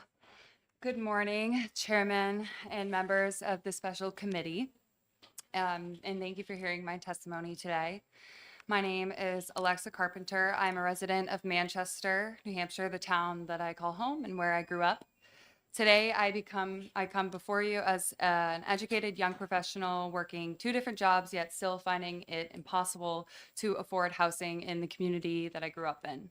And with that, I'm here today to testify in support of House Bill 1291 relative to accessory dwelling units. And my reason is pretty much straightforward. I support any legislation that will decrease barriers to smart and sustainable development and increase housing options for folks like myself who have been stifled by the lack of affordable and available housing in our state. And this is exactly what this bill intends to do.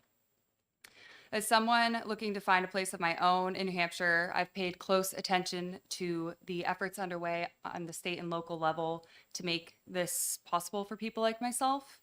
And more than anything, it's been incredibly disheartening to see how contentious something as essential as housing has become in political dialogues. Housing and shelter is not a choice, it's a necessity. And there are things that we can do to increase its accessibility in the state, this being one of those things. It's no secret that New Hampshire has some of the most restrictive regulatory barriers in the country, and this bill will go a long way to alleviate the impact of these longstanding barriers on housing access in the state. And I know I speak for many young folks when I say, as much as I'd love to live in the community I grew up in, live near my family, and be a resource to my aging parents, no roof overhead is worth sacrificing all access to groceries, medication, financial security to obtain it. We need affordable and attainable housing, and we need it now if this state has a chance at retaining the next generation of workers, problem solvers, and change makers like yourself. In conclusion, House Bill 1291 offers a practical and sustainable solution to the housing crisis in New Hampshire. And by endorsing this legislation, we are not just addressing the current challenges, but also laying a groundwork for a more secure and vibrant future for all people that call this place home. Thank you. Thank you very much for your testimony. Any questions? Seeing none, thank you. All right, my last speaker that signed up is Will Walker.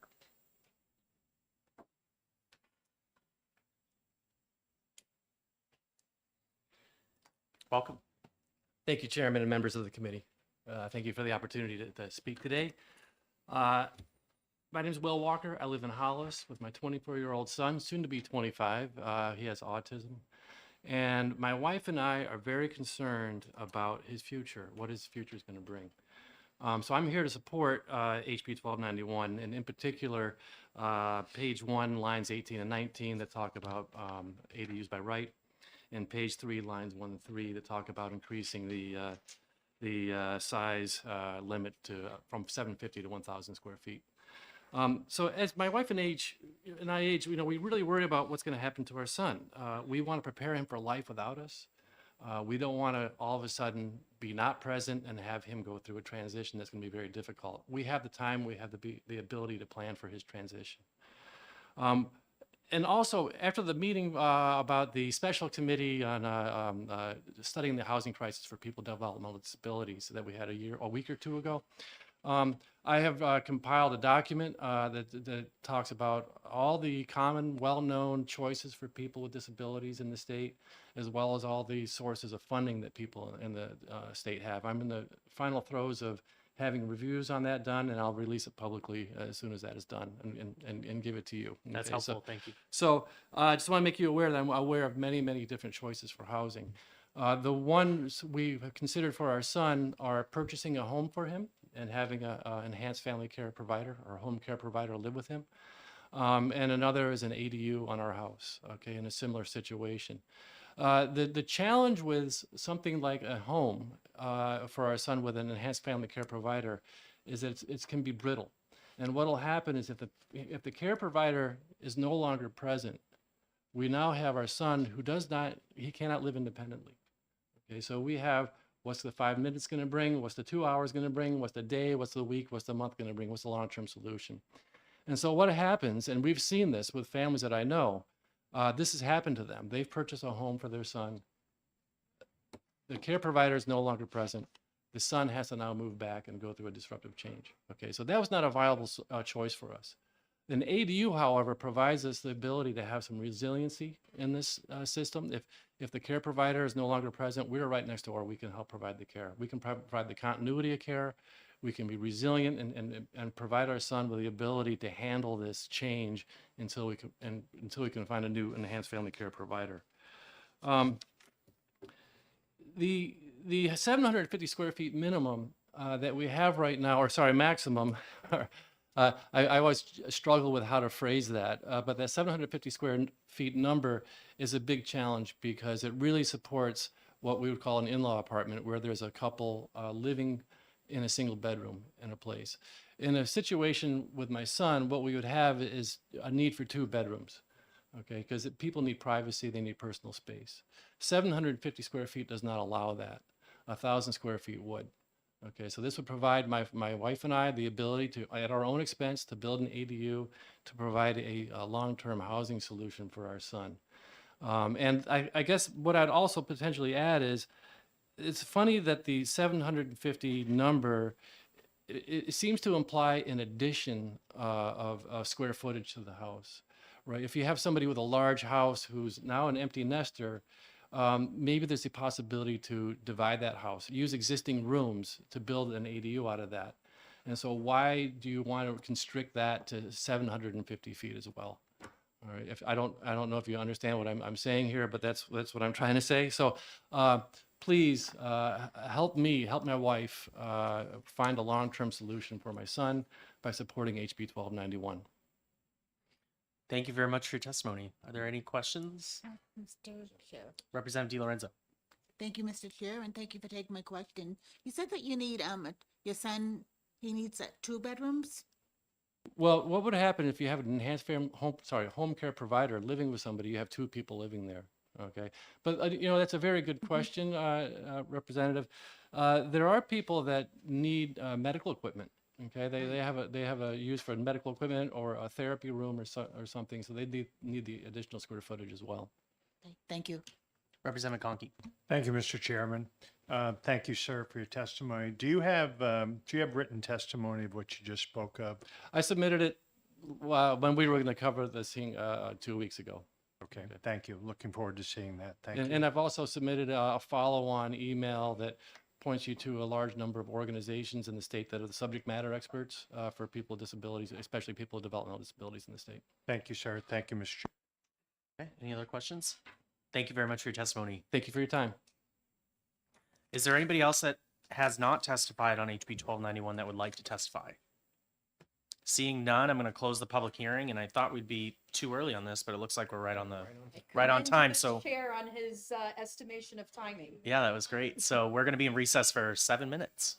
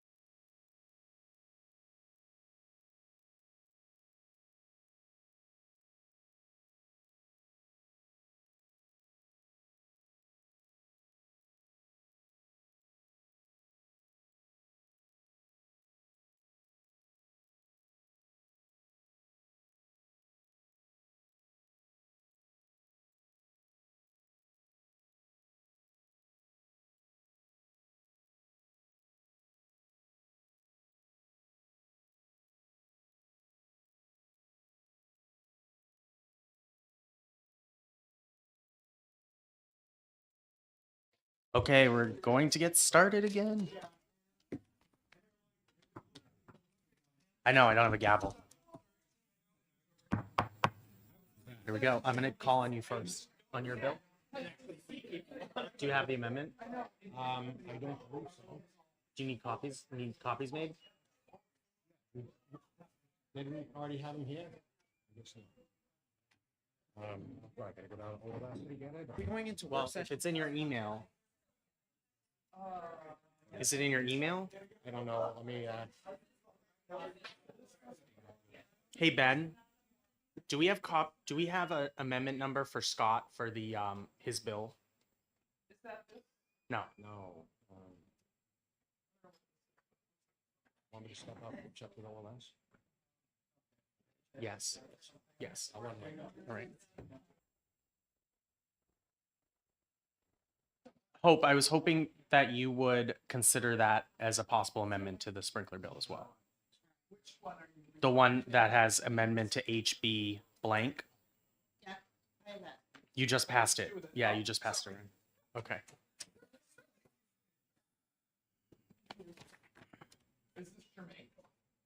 It has to do with the local building code.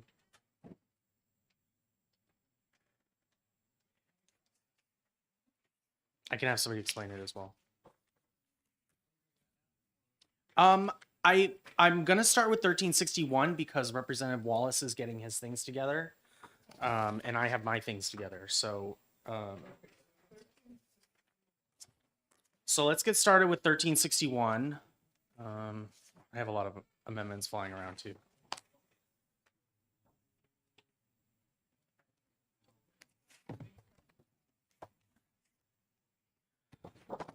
So 1361, I have passed around an amendment number 1035H, and I apologize to the committee. I hadn't sent it to you earlier. It literally was drafted 30 minutes ago. So I emailed them on Monday, and they just got it to me today. So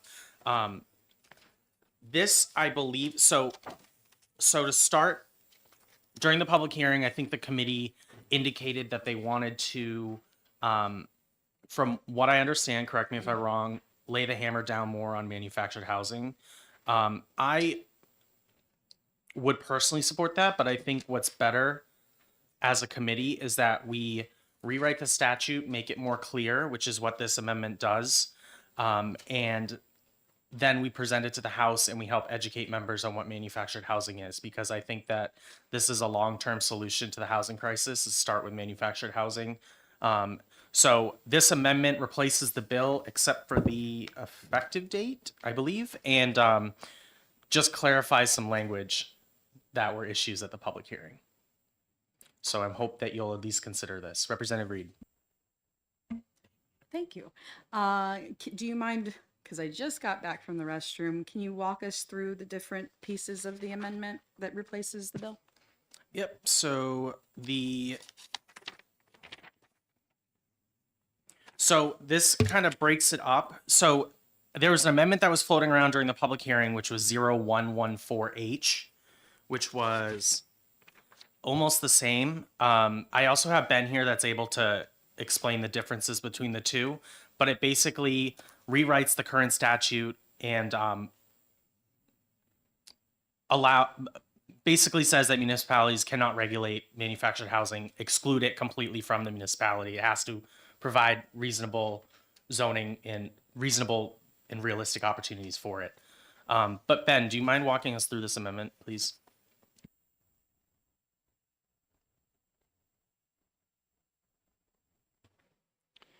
Thank you, Mr. Chairman. Ben Frost from New Hampshire Housing. We're addressing 1135H or 1035H.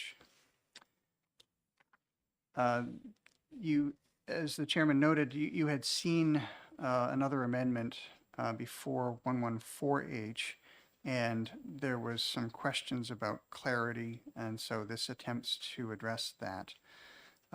What this does is it takes the existing statute and parses it out in a way that is readable and logical.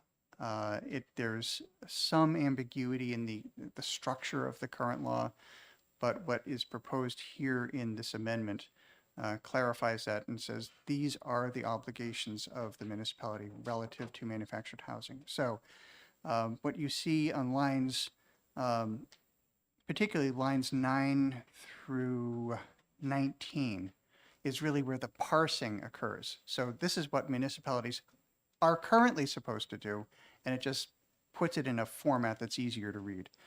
They must allow manufactured housing on individual lots or in manufactured housing parks and in manufactured housing park subdivisions. Manufactured housing parks are places where the unit owner, the occupant owns the unit, but not the land underlying it. A manufactured housing subdivision is where the unit owner also owns the land under it. So it's like a subdivision, but just specially designed for manufactured housing parks or for manufactured housing. And I know that Rochester in particular does have a provision in its zoning ordinance that deals with manufactured housing subdivisions. So they're treating that properly. Lastly, a municipality can allow all three if it wants to, but its obligation is under 1 and 2 between lines 11 and 18. The clarification here, and this gets to Representative Yokella's question on the day of the hearing, whenever that was last month, in lines 5 through 8, the current law says municipalities shall afford reasonable and realistic opportunities for the siting of manufactured housing and manufactured housing parks and subdivisions. And that confuses what follows, the obligation language. And so what you see here in the amendment 1035H, lines 5 through 8, clarifies that by simply referring to what follows, B, and eliminates that confusing language. It doesn't change the substance of the law. It just makes it clear it makes it easier to read. Following down lines 20 through 26 is essentially what's in existing statute. What's different than actually through 30 is existing statute. New is subparagraph E, starting on line 31 and extending over to the following page through line 2. So that's new language, but is essentially an existing obligation of municipalities to allow for expansion of existing parks. But it is new statutory language. Do you mind answering some questions? I'd be happy to answer questions. Okay. Representative Reed. And I'll note that Sarah Marchant is also here. She's the Chief of Staff from the Community Loan Fund. Representative Reed, go ahead. Thank you. Thank you for taking my question. My memory, and I was actually trying to find the bill in my folder and I can't seem to, is that the original bill sought to allow manufactured homes wherever stick built were allowed. Is that correct? And I understand the language cleanup, but as I read this amendment, it's a lot less, I guess, aggressive. And the idea is that as long as a municipality allows manufactured housing parks and manufactured housing,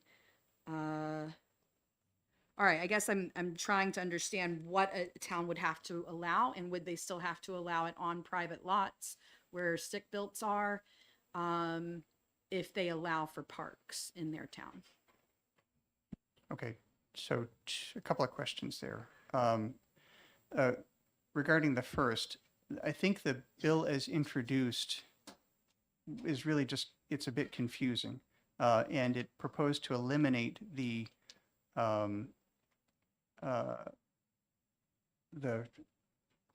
part of the language related to subdivisions, manufactured housing subdivisions. And I think that actually added confusion to the law. and it also rearranged some of the languages. But I don't think that it imposed that kind of obligation that you're suggesting, Representative Reed, that they must be allowed wherever stick-built homes are allowed. And stick-built or modular, I mean, single-family homes, as opposed to manufactured housing. So I don't think that the bill as introduced changed that standard. The amendment, and I'm referring again to 1035H, essentially mirrors the existing law and repeats the obligation. So again, municipalities must allow manufactured housing on individual lots where single-family homes are allowed, or allow them in parks and subdivisions. That's the obligation. They can allow them in all three situations if they want to, but they have to do on individual lots or in parks and subdivisions both. Representative Damon. Thank you. Thank you for taking my question. So I'm trying to compare the original bill, the other amendment, and this amendment efficiently. And I think overall my question is, it sounds like almost all of what's in this newest amendment is already existing law. And if I'm correct about that, what are we accomplishing with this? That's a great question. I would say that wherever you as legislators can impart clarity to the law, you're making people's lives better. And I think this does that. I will confess, I've been practicing municipal law. Well, this will be my 30th anniversary in New Happy Hampshire, anniversary. and I've been a planner for 40 years. For at least a couple decades, I was misreading the existing law, and it was only until I really sat down with it and okay, different bill. I really sat down with it and studied it and thought about it that I realized I had seen these things as three exclusive options: individual lots, parks, subdivisions. But it's that parks and subdivisions that I'd been misreading. And I recognize now, if I'd really taken the time to think through it, I would have seen that. So I figured, well, if I'm confused about it, probably other people are confused about it too. And so this does seek to clarify that. I will point out, Representative Damon, that E, starting on lines 31 of page 1, is new language. The rest of it is pretty much the existing law. It does, the existing law in one place said reasonable opportunities, and in another place said realistic opportunities. And in both places, it now says reasonable and realistic. So that's a slight language shifting, but with no great substantive impact, I don't think. Thank you, that's helpful, and I certainly do agree that the formatting is easier to follow and be clear about. However, I'm concerned that I believe our original intent with this, I shouldn't be speaking for Representative Alexander, but I'm going to, was to promote more opportunity for manufactured housing to be utilized. And I guess I would be asking, do you think this in some way does that?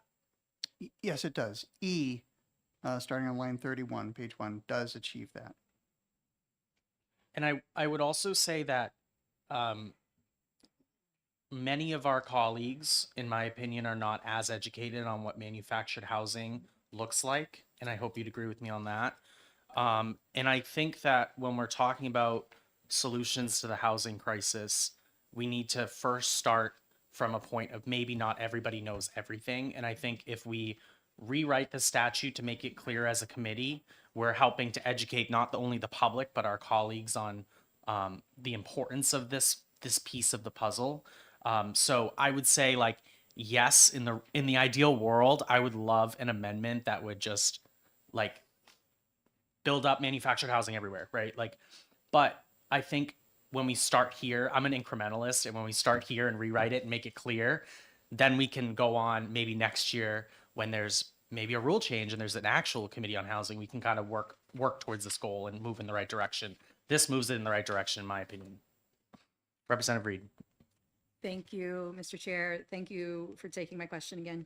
And I am in agreement with everything that's been said. I would love to just see a bill that's like manufactured housing is allowed wherever you have a lot.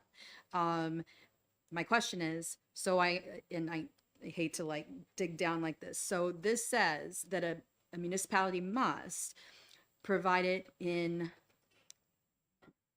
on individual lots in most, but not necessarily all land areas in district zone for residential use, or the housing parks and subdivisions. And I appreciate the clarification that you're bringing to this, because I understand what you had always interpreted was they can allow either lots or parks or subdivisions, and what you're saying, no, you have to do lots or parks and subdivisions. However, when we say in most, but not necessarily all land areas, that's going to be by acreage, am I right? Not by number of lots in the town. And still being incrementalist and not doing you just are going to have to allow manufactured houses. Could we not say in most of the lots in the town instead of most of because I could foresee, especially towns that have 20-acre lot minimums, them just saying, oh, there's a few lots that we're going to allow a manufactured house on, but the vast majority of lots still would not allow it. And I'm wondering if that would be something that would be feasible to do here. Thank you for that question. I think, and bear in mind, this is existing law, and it's been law since the early 80s. That language is in the current law, and so municipalities have been dealing with it for several decades. I think the term land areas refers to exactly that, acreage, not number of lots. If the legislature had intended number of lots, it would have said number of lots. It said instead area. And that is acreage or whatever unit of aerial measurement you want to use. So most, but not necessarily all, call it a term of art if you want, but it's certainly something more than a majority. It's more than 51%. Most is something substantially larger than that. What the exact number is, I don't know.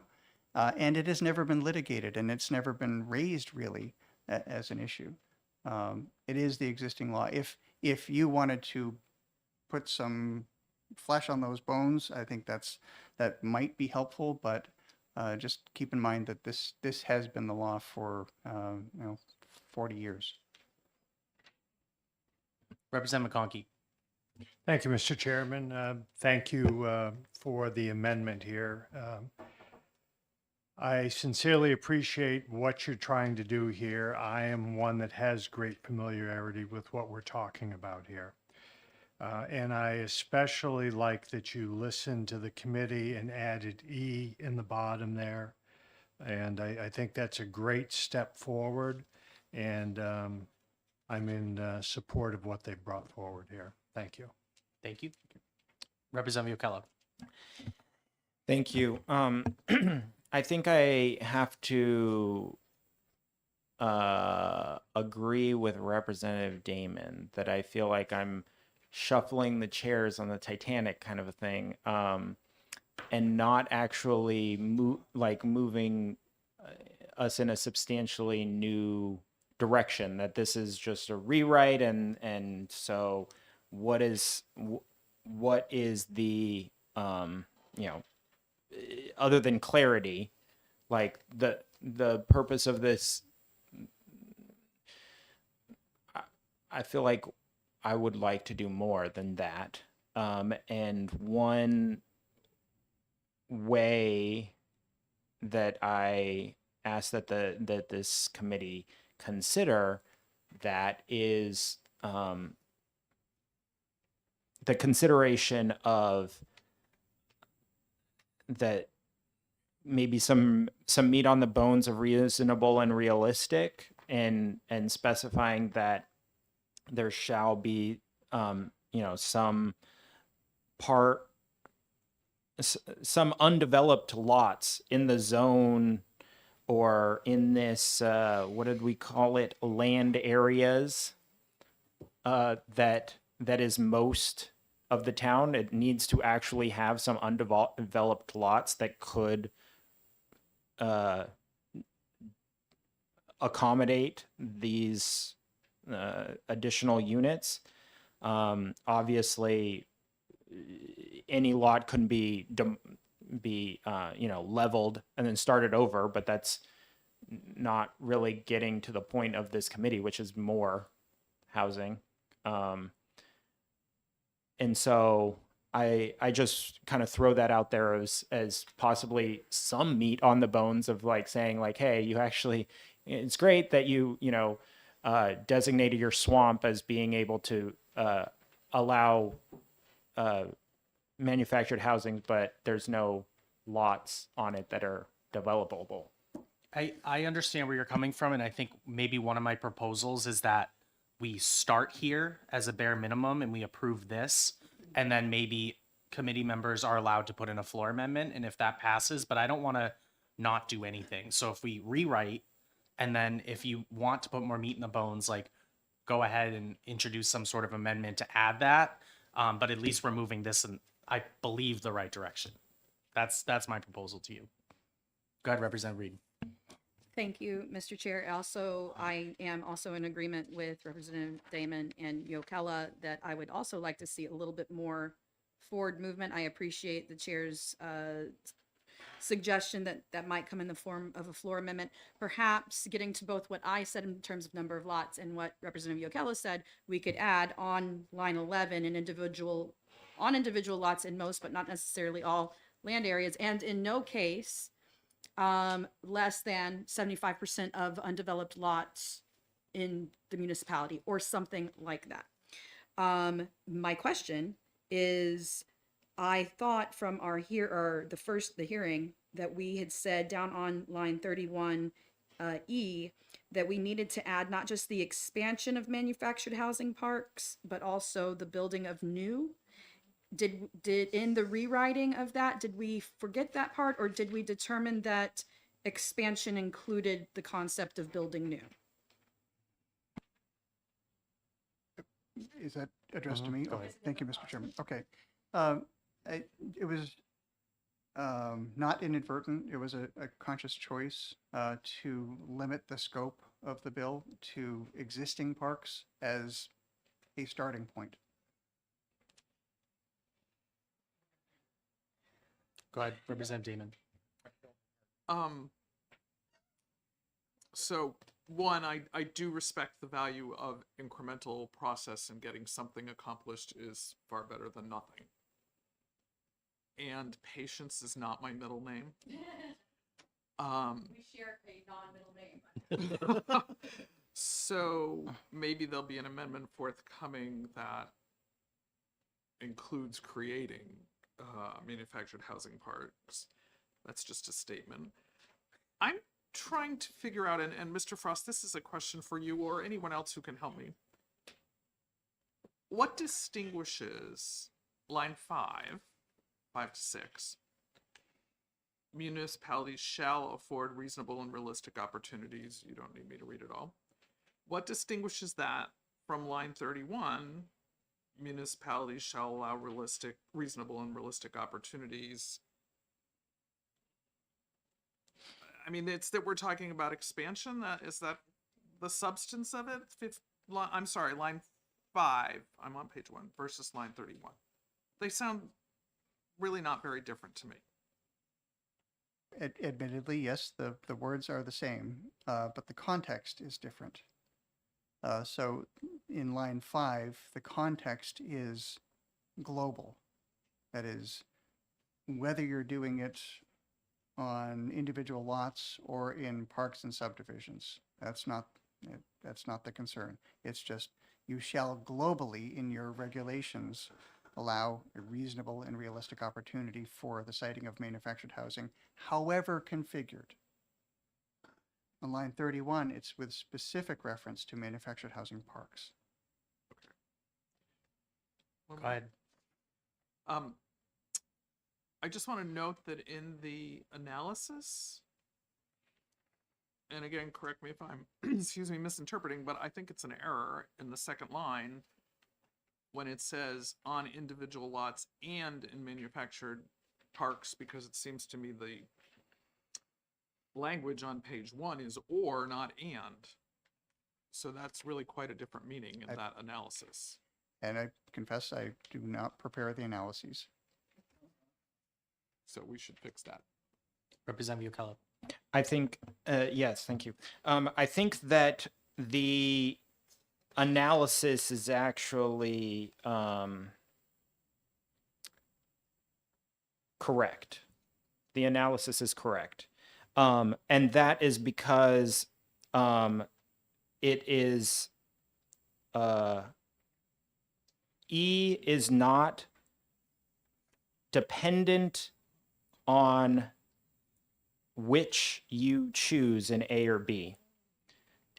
E is its own at the same level as A. And so you have to, even if you chose individual lots and you technically were not choosing that other one, you also now have to allow reasonable opportunities of expansion of existing manufactured housing parks. So if you let's say at some time in the past previously had a manufactured park get approved, let's say through a ZBA process or something that is not currently allowed or whatnot. Yep. Now, even though you chose option 1, now you have to also allow the expansion of that existing one, even though you're not doing option 2, right? In B. He's right. And Mr. Chairman, if I may, I think you're both right, actually.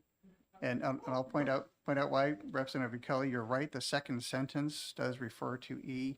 The first sentence of the analysis perpetuates the error of the two ands. So it's the obligation is on individual lots or in manufactured housing parks and subdivisions. That is the legal obligation.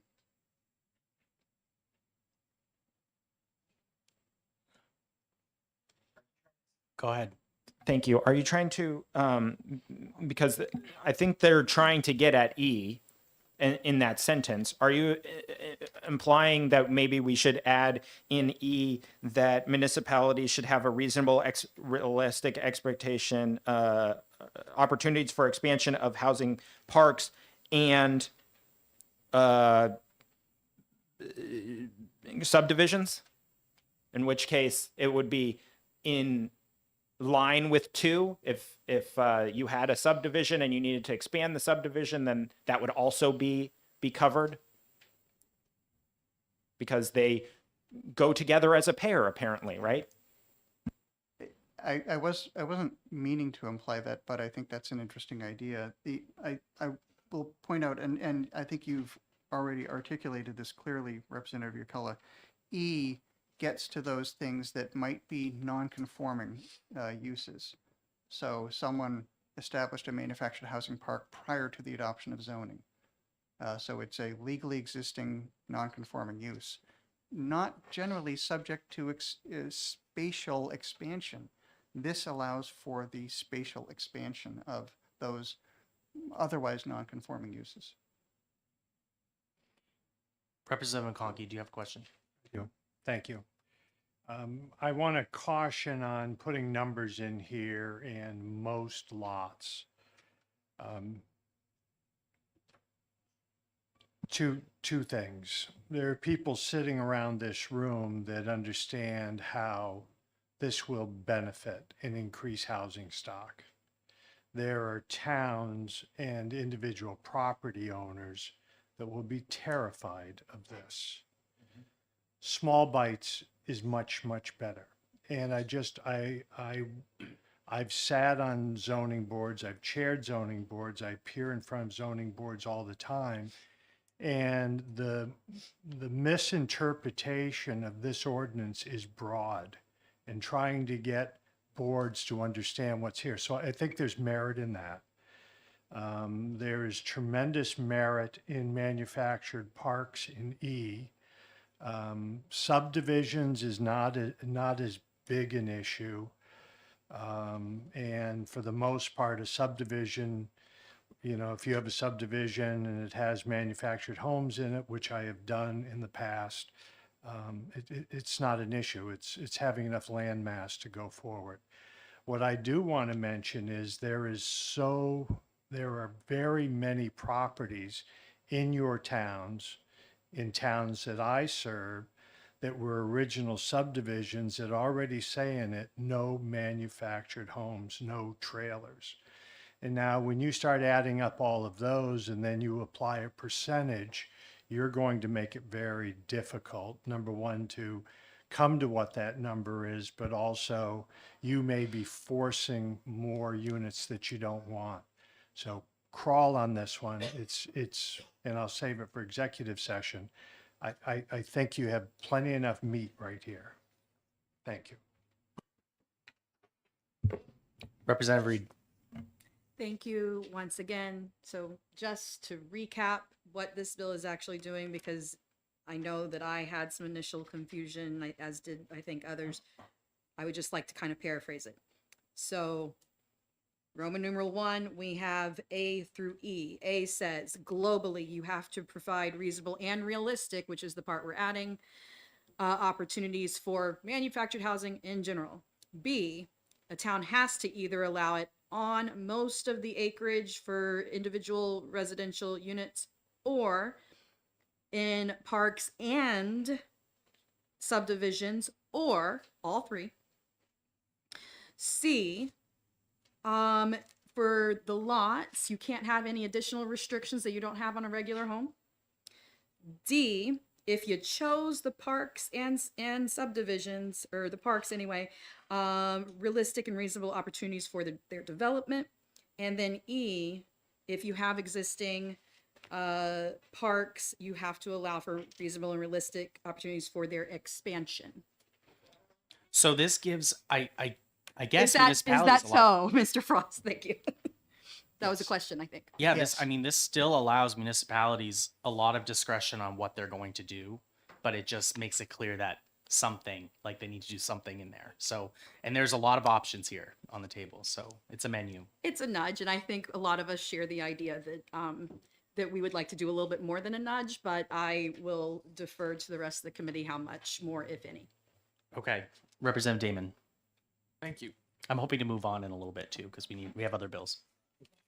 So perhaps there is some legal definition that I'm unaware of what the meaning of reasonable is. Excuse me, I'm particularly looking at that on line 30, although it's in here more than once.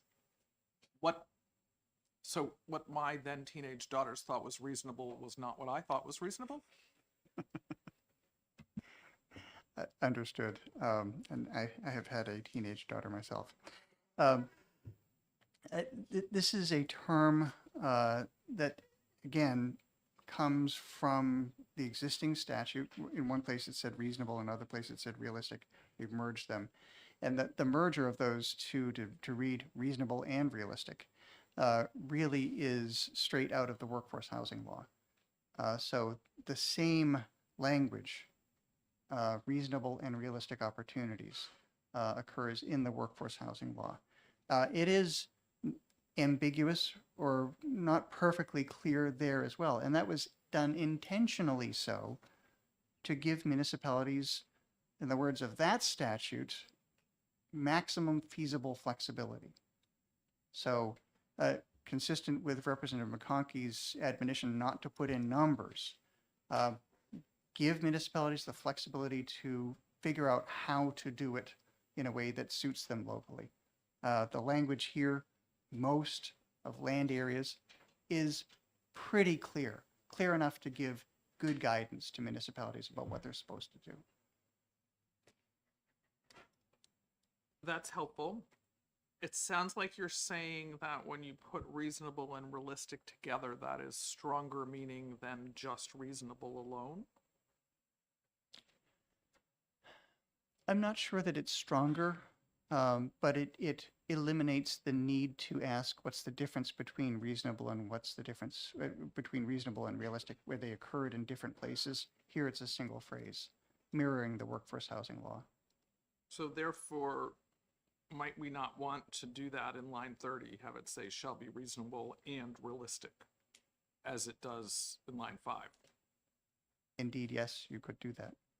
Thank you. So go ahead, Representative Reed. Thank you once again. Would it not be true that adding on line 11 on individual lots in most, but not necessarily all land areas, and in no case in most lots, would also not introduce an actual number? Yes.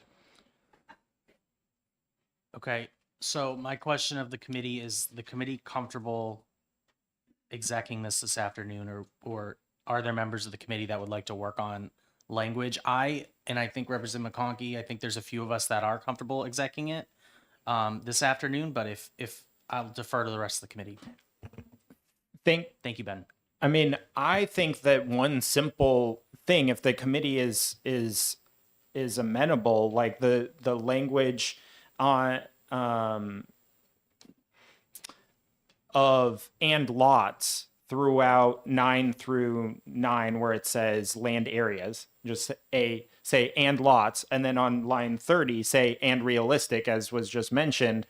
If we could get that drafted before the executive session, I don't see any that this is like, you know, a bridge too far. Maybe it is with some members. If it is, then I will not try and get one, but I can. Representative McConkey.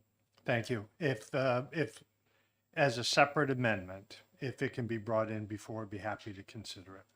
Okay, so I'm going to task Representative Yokella to run down to OLS real quick. Please. Okay, so next I'm going to call on Representative Wallace to discuss House Bill 1215 relative to subdivision regulations. No, it's a work session, so if you have to say. Okay, thank you, Mr. Chairman. The amendment to House Bill 1215 addresses a couple of items that were brought up by the code enforcement and the fire inspector. The legislative intent that we had with this was such that once the subdivision is approved, those regulations and terms in pursuant to that particular subdivision remain in place. And there was some confusion on whether or not the building codes would be frozen in time, so to speak, at that same time. That's not the intent. And this amendment fixes that ambiguity to the extent that the building and fire codes would be current as of the date of issuance of the building permit. So, for example, hypothetically speaking, the three of us get together, we develop a piece of property, we start construction, and we get our approvals on the subdivision, say in 2024, those apply, we start pulling out building permits 5 years hence. Whatever building codes are in existence and fire codes 5 years from now are the codes that would be applicable to the particular subdivision. And then Ben Frost also made a couple of tweaks to the 10 and 5 year pause on the code changes. So that's what the amendment does, and that's very much in concert with the original intent of this particular bill. And that's it in essence. Thank you, Representative Wallace. I have a question for Bill McKinney and Fire Marshal Toomey. Is this language acceptable and address your concerns? Feel free. Yeah, come on up. It's a work session, so.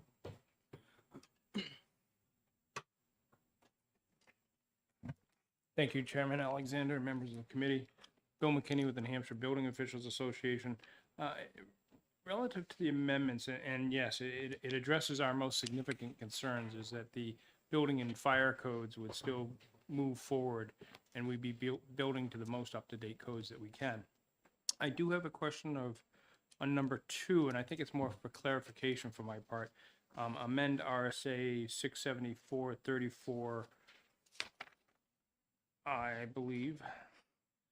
And the language is it, the Building Code Board of Appeals shall hear and decide appeals of orders, decisions, or determinations made by the building official or fire official relative to the application and interpretation of local amendments to the state building code. Is it the intent to now bypass the local Board of Appeals if one is in effect and limit them to only the local amendments? And then you'd bypass and immediately go to the Building Code Review Board for appeals of anything involving the state building and fire code? Ben, would you like to answer that since you were heavily involved in the drafting of this? Thank you. I never thought I would have the opportunity to sit together with Bill McKinney. It's a very special committee. Wonderful day.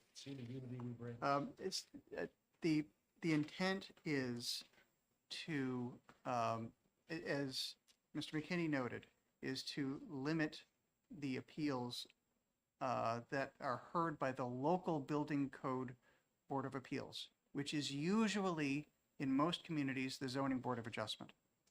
By statute, if you don't have a separate Building Code Board of Appeals, then it is the Zoning Board of Adjustment that serves as the BCBA. And they are a body that does not have experience in building codes. So the objective here is to limit their review to those situations where the municipality has made local amendments to the building code or to the fire code.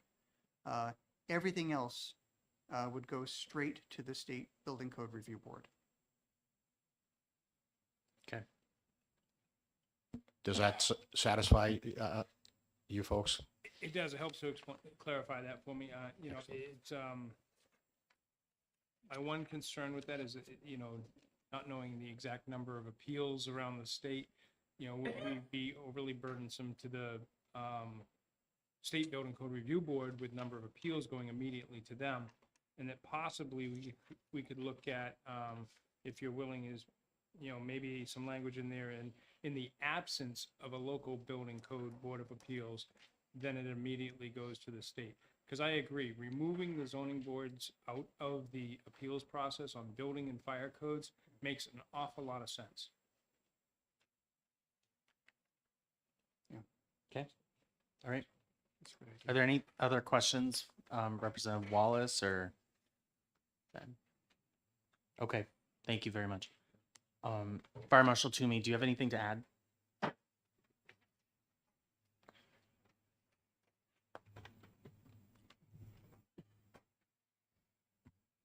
Thank you. Sean Toomey, State Fire Marshal for the record. I'm good with what they said. The only quick, if we're cleaning things up, the State Fire Code is 155A and the State Building Code is 155A. State Fire Code would be 153, that's all. Just for clarity, since we're making a few minor changes, but I'm good with the rest. On number 2. Okay. On the second page, where it's third line down. That should be 153A1. Is the State Fire Code would be 153. 153.1 is where the definition of the State Fire Code is, and then the same thing would happen on number 3. Okay, so let me ask the committee, are we comfortable voting on this bill this afternoon if Representative Wallace can get a couple quick fixes done to this bill? I see nods. Thank you very much. good. It's a lot easier than I thought. All right, let's move on to HB 1065. I'm going to call on Representative Damon. If you can chat a little bit about possible amendments that you have to your bill, and I also have an amendment myself that I'd like the committee to entertain.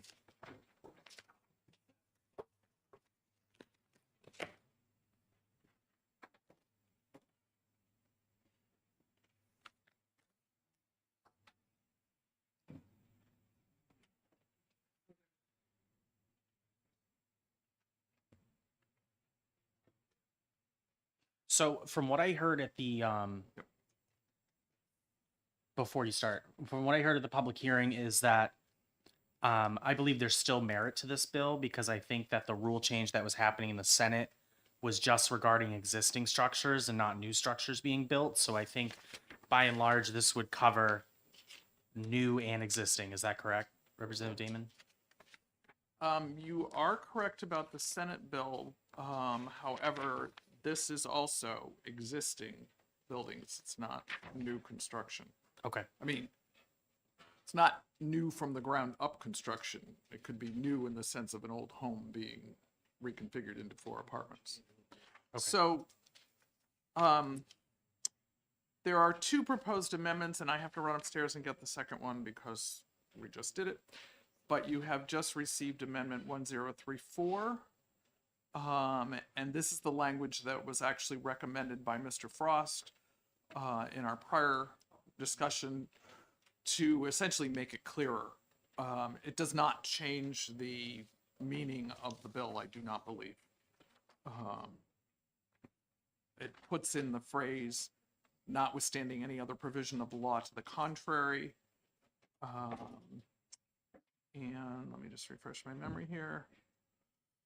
Nothing else is changed. That's to address potential conflicts in other parts of the statute. Correct. Okay. Which is something that was a concern of the fire marshal. could be. Okay, could be. Yes. Okay. And the one that I will run up and get momentarily. Sorry. That's not the right one. Can you I'm just gonna go get it. Yeah. We're gonna be in recess for 4 minutes.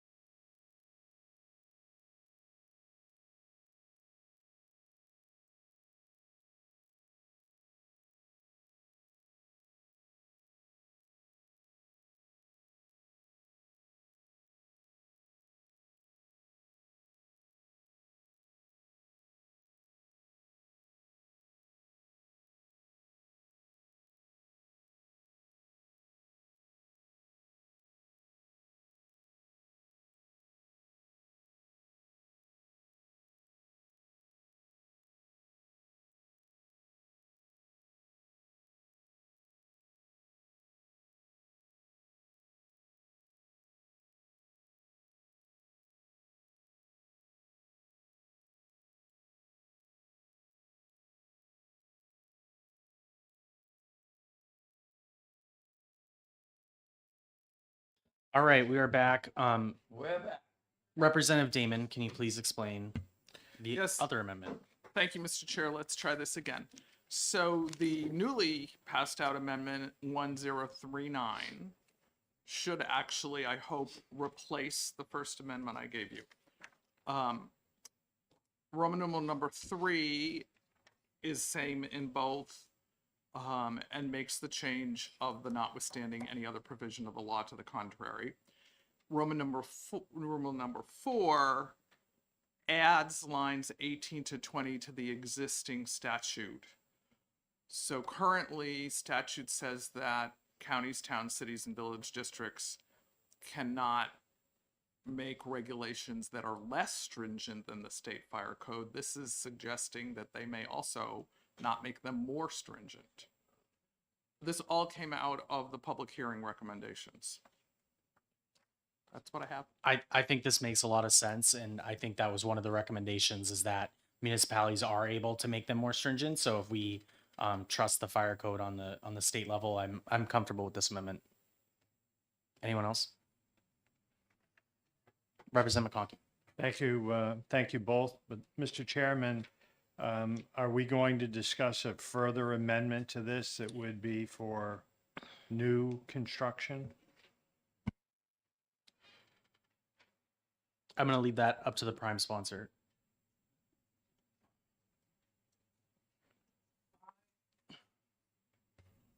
So two things directing this to the experts in the audience, particularly Fire Marshal Toomey. One, is the existing amendment acceptable to what we've talked about and processed?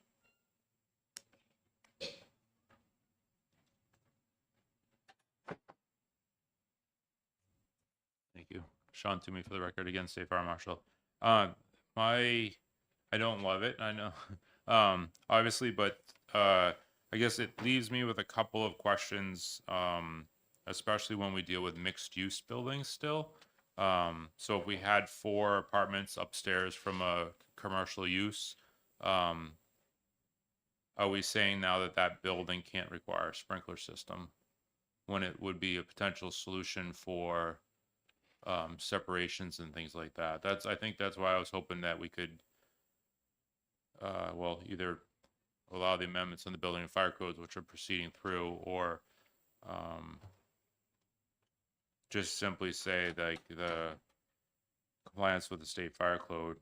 I guess that's my concern, is that this really ties the hands on no sprinklers with up to 4 families, I think, and that the sprinkler systems are used in some cases, especially in mixed uses, commercial and residential, or when we have, as we talked about, when there's various unique circumstances that, especially on egress and things like that, that if we say no sprinklers at all, I think it's gonna make it harder for us to apply the code in some of these cases. I will say I fully support where we're at as far as there are certain cases where there are 4 unit apartment buildings that existing that no sprinklers. I'm okay with that, as long as it meets the existing chapters for the life safety code. So, if I may. Yep. Line 6 says in a structure used only for residential purposes. How does that not address mixed-use buildings? So that one says for detached 1 and 2 family dwellings only, I think.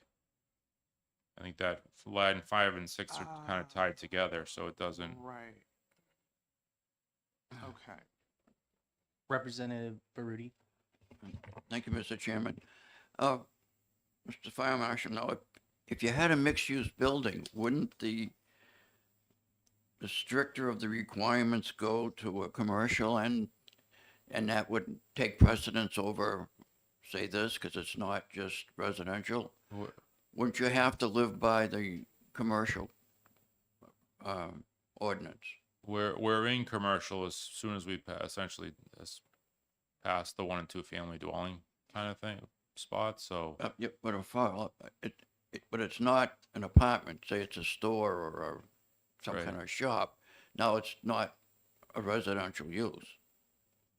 correct, but it's still saying building. Sprinkler systems shall not, in line 8, sprinkler systems shall not be required in existing buildings intended for, maybe so only for, similar to the line above. So there's the state fire code and social rules shall not require fire suppression or sprinkler systems in new 1 or 2 family dwellings using or existing buildings up to no more than 4 dwelling units used only for residential purposes. Is that something to think about? Just I'm thinking out loud here, which is I dangerous. think the key is only residential purposes. Right.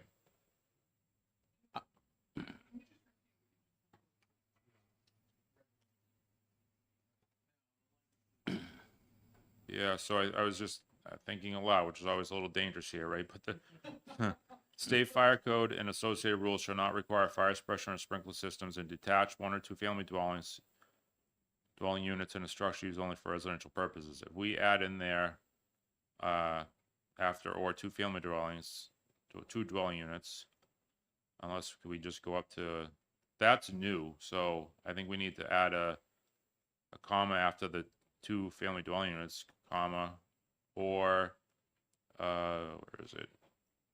Existing buildings intended for no more than 4 dwelling units, Yeah. right? So it's just the way the language was written. Instead of saying or 2 family dwelling units, you cross that out and write dwelling units meant for 4 units or less, right? Yeah, we're existing. I mean, I heard the new language in there. I'm really opposed to the new idea, but I get it for the existing, but Go ahead. so it'd be new. Representative Damon, then Representative McConkey. I think I'm confused. So I think I heard you say 2 different things. Probably did. So Sorry. No, it's fine. It's a work session. So one, I do agree that we need to fix the language. I was not trying to make this be for mixed use buildings. So I think we'll just sort out that language to make sure that we amend the amendment, revise the amendment to do that. But the second part of what you just said, what is the part that you are opposed to? New 4 units. No, no Oh, sprinklers. okay. I thought you were saying new language referring to the second half of the amendment. Okay. So let me try this again. 'Cause I think I wrote if I may. So starting on line 5, the state fire code and associated rules shall not require fire suppression or sprinkler systems in detached 1 or 2 family dwelling units. And this is where it would be new, or existing buildings for no more than 4 dwelling units used for only residential purposes. Bam. Representative McConkey. Yeah, total I like that favor of language. that. That's fine. So now, if I could, our conversation was a lot of vacant commercial buildings that are out there. And I agree that mixed residential has its own hazards and need to be addressed, but it's putting those buildings into a residential way, and if it's no more than 4 units, and it can meet other compliance codes that makes them happy, I think that is fantastic. I may ask my friend Ben behind me because I think he suggested the notwithstanding any other provision, but I don't know if we put that in front of all of this or not. Or I don't know. This is the amendment says notwithstanding right after your proposed. Yeah, I don't, my suggestion is just, I'm wondering if we do, it's just to Move it get up rid to of the- all of the rest of that. So put notwithstanding other provision of the law to the contrary, comma, and then go to line 5, the state fire code and associated rules. I have it drafted if you wanted to see it, but I don't think you need if we do what we said before, you don't need if compliance with state fire code, including and not limited to fire barriers, that's already in the code. Like I think that's already there and we can talk about it. Means of escape windows and monitored fire alarm. Like, I don't think this is monitored fire alarm systems. Monitored fire alarm systems aren't required except for bigger buildings. So if you're asking to put them in, I'm good with that, but that's adding a cost for commercial fire alarm. So I think if you just stop it at the top, that first 5 and 6 with a little, I can give this to you, Representative Damon. I would just cut 7 through 11 and let the code be the code on that side of it, so that we're not contradicting itself. I just don't have, my added question was just, do we need the notwithstanding? That's all. I'm not a lawyer. Right. Representative DiLorenzo, then Representative Yukela. Okay. Thank you, Mr. Chair, and thank you for taking my question. So, following up on the phrase, monitored fire alarm systems, what are we talking about when we say monitored fire alarm systems? So it would be the systems that's in this building, basically, the horn strobes, the detectors, and all of that. So typically, a small residential light would be like you or I home, where I hope you have a smoke and carbon monoxide in each level of your home, and you have a smoke alarm in your bedroom. And that's what. But the way this is written, monitored fire alarm system would require a commercial system like in this building that reports out off-site and things like that. Which for a small residential, that's typically not required. So the new amended language would scratch that out so that we wouldn't have that concern in there. Representative Yokela. Thank you. Just to kind of see if I'm on the same page. You're thinking from line 5 to 7, replaced with, notwithstanding any other provision of law to the contrary, the state fire code and associated rules shall not require fire suppression or sprinkler systems in detached 1 or 2 family dwelling units or existing buildings for use for no more than 4 dwelling units Intended solely for residential use. Intended solely for or in a structure used only for residential use. Correct. Okay. Okay, so that seems okay. So I'm gonna put Representative Damon in charge of that. I'm okay with that language. Is there anybody that's not okay with that? Yes, we're gonna keep Roman numeral 4, and it's gonna say at the end, however, counties, cities, towns, village districts shall not adopt rules, regulations, ordinances that are more stringent than the state fire code relative to residential sprinkler systems. We're Which gonna is keep- specific to residential, which was my question earlier, so that's fine with you. I'm okay with Yeah. that. I had Okay. a phone call last week asking me, why do we make it so hard to put systems in, from someone that wanted to put it in. So Love it. Let's make it easier. Representative Yukela. I'm just wondering about this line 18 to 20. If we about the possibility of possibly saying that if we're already going to get an amendment to this, however, that we include, in addition to relative to residential sprinkler systems, we say or occupancy.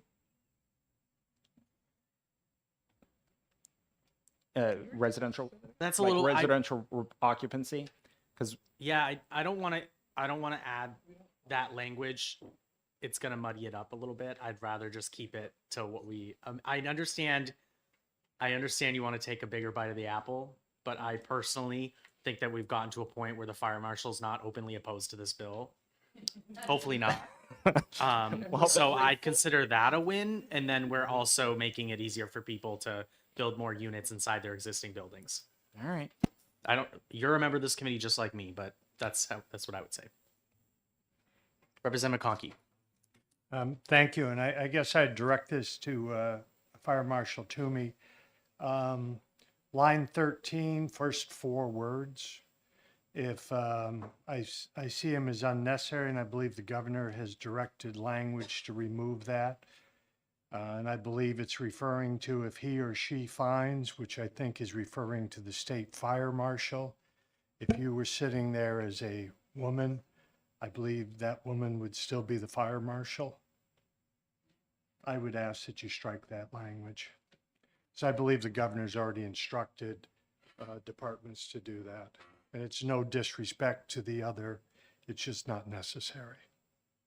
So in the amendment, Representative Damon, you would strike he or she finds. Yep. Okay.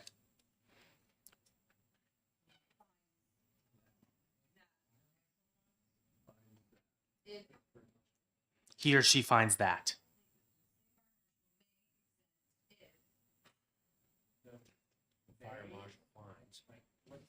There's like a missing grammar piece here. The state fire marshal may exempt a building structure or equipment from such rules if such exemption. Yes. So not just that, you have to go all the way to such, yeah. Yeah, you have to go all the way through that. So the words would be he or she finds that. Strike that. I will say that OLS has been directed to always add she wherever there's a he in existing statute. So I don't know what the governor's instruction is. The governor came out with an order Uh-huh. directing that we're not necessary to. Okay, Representative Rudy. Fire marshal, just like saying the captain or the lieutenant. Right. There's no he or she. There's no gender associated with that term. Right. Representative. No, Okay. I do understand that the title has no gender. It's just sometimes pronouns have to be used in a sentence, and then you always have to include both. Okay, so I see, correct me if I'm wrong, I see us being able to exact 1065, 1168, 1215, 13.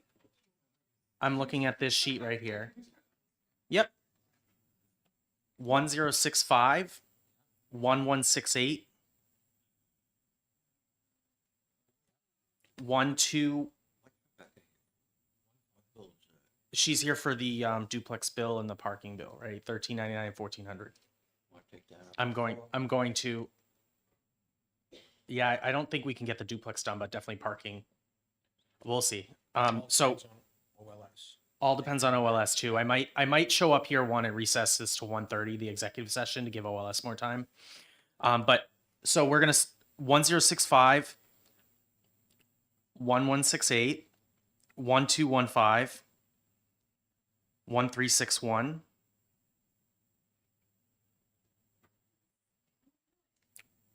One, 291. Okay, and then right now we're gonna bring up 1399 and 1400. So, is there anybody from the committee that disagrees with me on at least that list of 4 bills?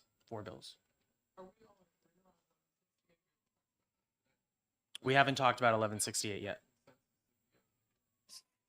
Can we quickly talk about 1168 since I have an amendment for it, and Yep. before we move on to Yep. all right. I'm gonna break at 12:30. Yep. Okay. So I'll do 1168 briefly if possible. Very briefly. Go ahead. There is before you, and now I will have to find it in my list of many papers here, an amendment to 1168 that I prepared with the assistance of NHCDD. And it's still a study committee. The only thing it does is it adds a substantial list of organizations that the study committee would solicit testimony or solicit input from. So the New Hampshire these are all the organizations we heard testimony from: New Hampshire Council on Developmental Disabilities, ABLE and H, Institute on Disability, etc. And it also adds our committee as one of the entities that would be reported to at the end of the study committee. And I think that understanding that we are a special committee now, we will still be in existence technically as of November 1st. I did look into changing the date of the reporting date. It is in statute that that legislative study committees have to report November 1st, so I couldn't change that. And I also required a minimum of 6 meetings for the study committee, because I thought they needed to be sure to take it seriously. So that is the amendment before you, and the prime sponsor is also on the amendment. Any comments on this amendment or the bill? Representative Yocella. I mean, I'm not going to go into the exec session now, but I still believe that even wasting the time of crossing over to the Senate and waiting for the governor to sign it, and then 45 days after it being signed or being effective, to being unnecessary delays that just to choose another 4 representatives from the House to make another committee that is a part of housing, I think that it's unnecessary, that we could form a subcommittee within this committee and even maybe a joint committee with another committee, a joint subcommittee with another committee, and start hearings next week and have them every week until people feel like they've been heard and all the issues are addressed. So I think that actually passing the bill takes longer and gives less opportunity, and it has to be reported out by November 1st, where we could have hearings until whenever we wanted, and report whenever we want. I feel like it's constraining. It's delaying the issue for some matter of time. So I just don't understand why it would be Okay. So that's the best interest more of a of- comment for the exec session. Yeah. I guess I'm wondering if you have any edits to the amendment that was I think proposed. that the amendment is very helpful as far as like if this committee wanted to, start scheduling the stuff that is listed in these things, because that's one of the things that I was asking for kind of in the hearing, was that these groups that we need to listen to be identified, that this achieves that goal. But Okay, is the committee ready to exec the bill? I see yes. Okay, we're gonna move on to HB 1400. I'm gonna call on Representative McWilliams to come up. I believe she has an amendment to that. And then hopefully if we might need to we might need to wait to exec your other bill. But let's do 1400. Thank you very much, Chair Alexander. You should all have amendment to HB 1400. The number is 2024-0853H. Passed it out to everybody. Let me know if you don't have one. I've got extra. So we've already had the hearing on this. Is that the one you emailed out? I emailed 2 out. So this one went out probably a week and a half ago. This is a really simple parking amendment, just to clean up the language about 1 parking space per unit. I sent one last night as well related to the duplex bill, but I don't know if we're going to get to that today. So this is just parking. Good. Okay. All right. So what we heard in the hearing, and part of the discussion I had with you wonderful folks on the committee, is that it was a little confusing to use the words minimum and maximum when talking about municipal parking requirements. And so this bill has been cleaned up to remove either of those words. So on lines 10, 11, and 12, really we're talking about requirements. So a municipality shall not require more than 1 residential parking space per unit, to remove the words minimum and maximum, because that got a little confusing. So that was the cleanup on this amendment, and I'm happy to answer questions or join in the discussion, or any comments on this. Any questions for the sponsor of this amendment? I think it clears up the language. Go ahead, Representative Reed. Thank you, and thank you, Representative, and I appreciate the bill and the cleanup. I just remember that we had some conversation around a community will consider off-premise parking options in their requirements. So was that intentionally not put into the amendment? I think you're confusing this bill with a different one. The off-premise parking? parking, yeah, that was part of your ADU. Sorry. Oh, okay. I may have been silently had the thought that we should include it in this one as well. Thank you. Okay, is the committee ready to exec this bill? Okay. All right, so we're gonna brief. I want to give it the time it deserves. I agree. So It's fine. We'll I'm reschedule. gonna hold off. We have an exec notice for next Friday as well, so I'm gonna hold off. And if there's something that comes up during the exec session on other bills, we'll go from there. Okay, Mr. Representative. Chairman, could we at least share the amendment that Yes. It the was, representatives working on? It was emailed to the committee, right? And you have copies? Yes, you have physical copies of amendment to HB 1399.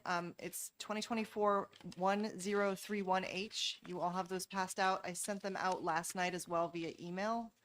So this is the latest working version, and well, I'm not going to say never, but I would be happy to respond to emails or to chat or phone calls or texts or anything between now and Thank next you. Friday regarding this iteration of the amendment to 1399. It gives us another week to have dialogue. So by all means, I would be happy to do some homework assignments on this if you have anything between now and next Friday. Thank you. Okay. All right. All right, so the committee's in recess until 1 o'clock. Hopefully that gives everybody enough time. Be back at 1 o'clock. Feel free to come in at 1:15, okay?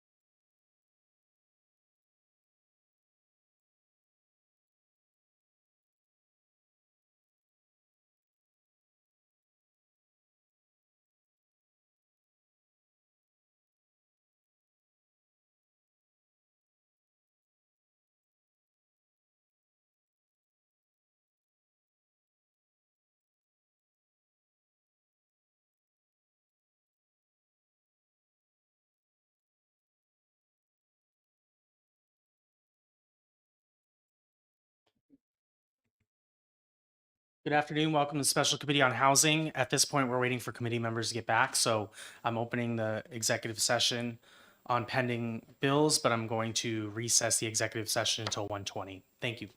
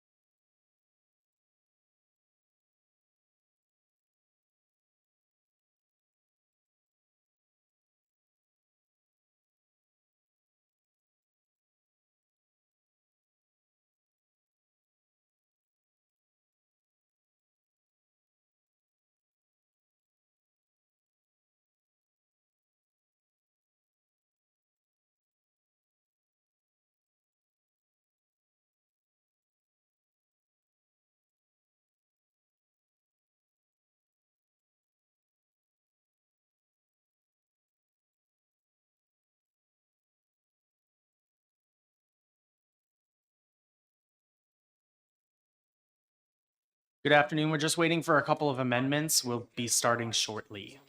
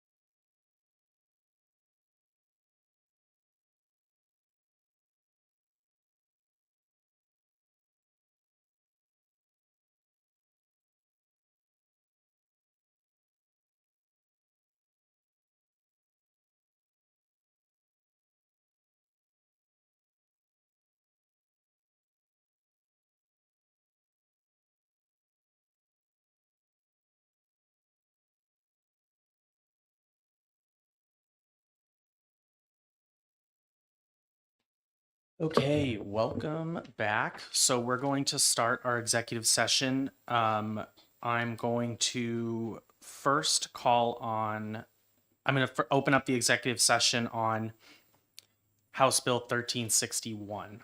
And I will recognize Representative Yokella for a motion. I believe you have an amendment to that, correct? Oh, okay, yes. Thank you. Would you like, can you pass the amendment around to us? It's being passed around. supposed to. Thank you, Mr. Chair. I move ought to pass As amended. as amended. Point of order, you have to But- move on to pass, have that seconded, and then move the amendment. Yeah. I mean, it is true, even though my committee doesn't do that. Our But, committee doesn't. But yeah, I agree. Okay, all right, go ahead and move. I second the ought to pass motion. Okay, so moved by Representative Yokella, seconded by Representative Reed, ought to pass. And I move amendment 2024-1040H. Seconded by Representative Damon. Would you like to speak to your amendment? Sure. As discussed earlier, this is the the exact same amendment that was created by Representative Alexander earlier today, with the notable changes on lines 11 at the end saying "and lots," lines 14 saying "and lots," and lines 17 saying "and lots," and on lines 30 of the bill saying "and realistic." And those are the changes from the prior amendment. Okay. Are there other comments on this bill? Excuse me, Representative Gibbs. Mr. Chair, I couldn't hear. Which bill are we on? 1361. Thank you. Representative McConkey. Thank you, Mr. Chairman. I'm satisfied with the amendments and will be voting in favor when we get to that point. Anyone else? Representative Yokella. I mean, I think that speaking to the amendment, even though the amendment is the bill as a whole, I think that I still have the concerns about, like, I feel like this is a little bit of a baby step, but I think that the discussion that we heard before about making it clear that there's, reasonable and realistic opportunities of expansion of manufactured housing parks. I didn't include the subdivision thing on the second page, as you know, just because I'm not sure that how relevant expansion of existing subdivisions is. I'm not sure how often that, like, how many cases that actually would cover. Assuming that you have lots around you that you could add, and generally subdivisions have, like a street or something that you're unlikely to just like drive through into a new lot or something like that. So I think that it wasn't completely necessary. And so in the spirit of less is more, I think that this is less as of a bill that I could support, as far as just cleaning up some language and maybe some minor expansion, kind of in line with what Representative Alexander said earlier.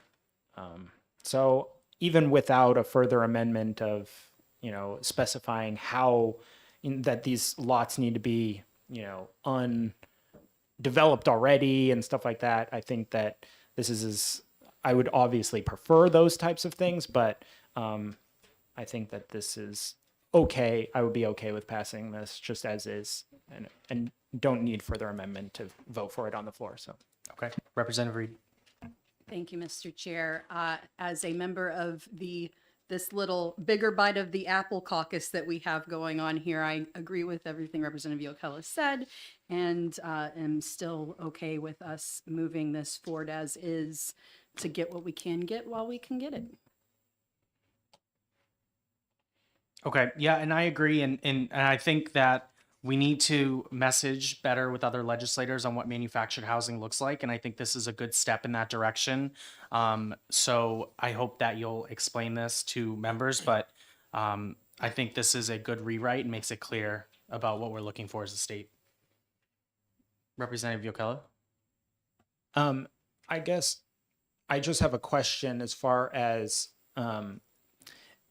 the intent of the chair, in that you seem to be trying to have this be a messaging tool, in which case you may not want something like this to go on consent because you actually want to talk about it on the floor, as a messaging tool kind of a thing. It can be a messaging tool and it can still go on consent. Okay. I just wanted to I love clarify. consent. That's a good place for it to be. Yes. Okay. Any other comments? Representative Damon? I just want to follow up on that concept of messaging to real quick explore how we can facilitate that more broadly than in individual conversations, which by nature take time. And can we do an infomercial in mailboxes? I have, the chair has an idea in the works, and I'll share it with you offline. Great. Representative Reed. I don't know if the idea in the works has anything to do with this, but at bare minimum, I think that our committee could release a press release regarding this and perhaps like maybe all the bills that we pass. Yep. Okay. Just one more. Visuals, because people's image of manufactured housing is not up to date in many cases. Part of my mission. Representative DiLorenzo. Thank you, Mr. Chair. I'm wondering if we could do PR to knock back the stigma about manufactured housing and, those other things, mobile homes. Yeah, Yes. okay, thank you. Yeah, that's doesn't. Okay, we're all gonna, so is a show of hands okay for the amendment? Okay, all those in favor of amendment number 1040, please raise your hand. Those opposed? Okay, it was a 9-0. Representative Gibbs wasn't in the room. All right, so that amendment passes. Now I'll entertain, is any more discussion on this? Ought to pass as amended. Motion to for ought to pass as amended. Okay, any discussion? Okay, clerk, Yeah, well, just one. go ahead. I don't want anybody to fall out of their chair, but I think this is a great, great bill, and I'm happy to support it. This was the type of solution I was looking for when I asked to get on this committee, so I will be supporting. I love this. All right. All right, will the clerk call the roll? We haven't voted on it yet. Can everybody relax? Can the clerk call the roll, please? Yes. On the question of ought to pass as amended, Vice Chairman Baroudi. Yes. Representative McConkey. Aye. Representative Walsh. Yes. Clerk votes yes. Representative Yokella. Yes. Representative DiLorenzo. Representative Reed. Yes. Representative Gibbs. Yes. Representative Hope. Damon? Yes. Excuse me, Representative Day, my apologies. And Chairman Alexander. Yes. 10-0. Love No it. objections to consent? Move, yeah. Yes, Thank I you. love consent. Okay. So this was my hope all along, that we could come up with some small steps to move in the right direction. So great job. The next bill I'm gonna call up. Are we all set with amendments yet? Are we still waiting?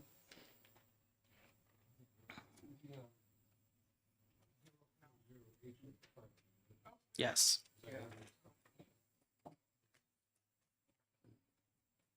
Okay. I'm gonna open up the executive session on HB 1168.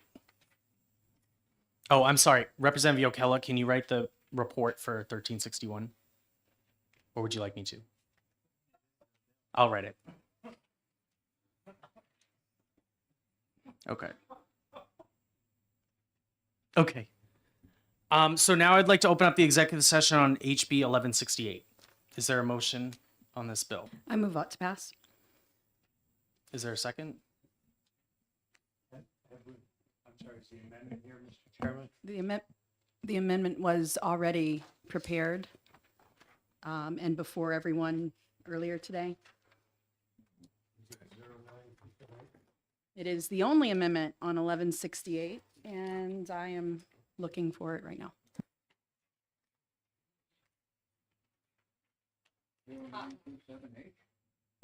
Amendment number 0927H. They all end in H. We on the same page? We need a second for OT.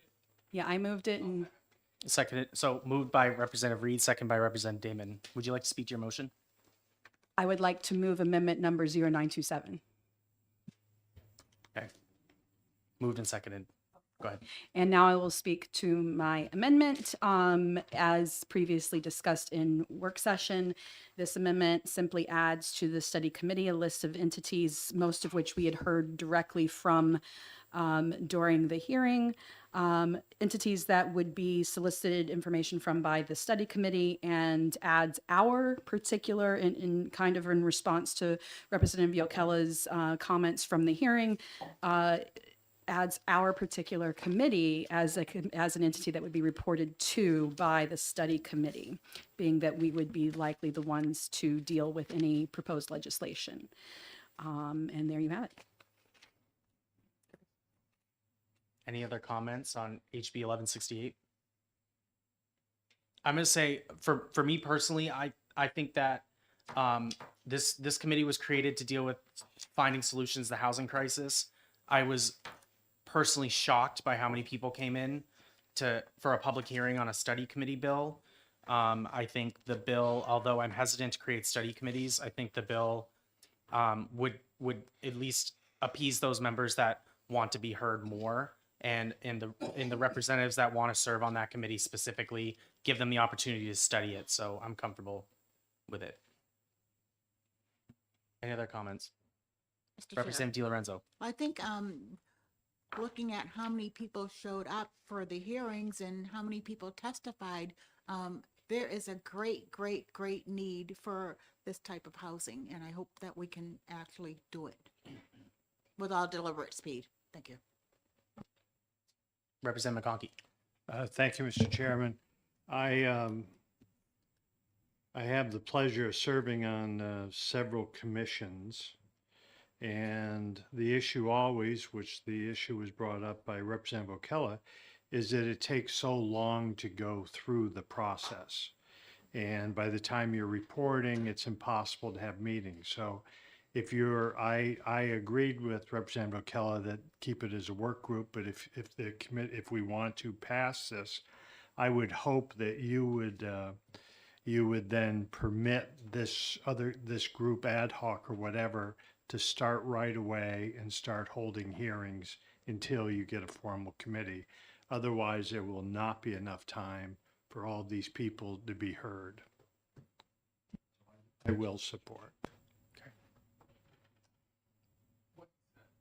Representative Reed.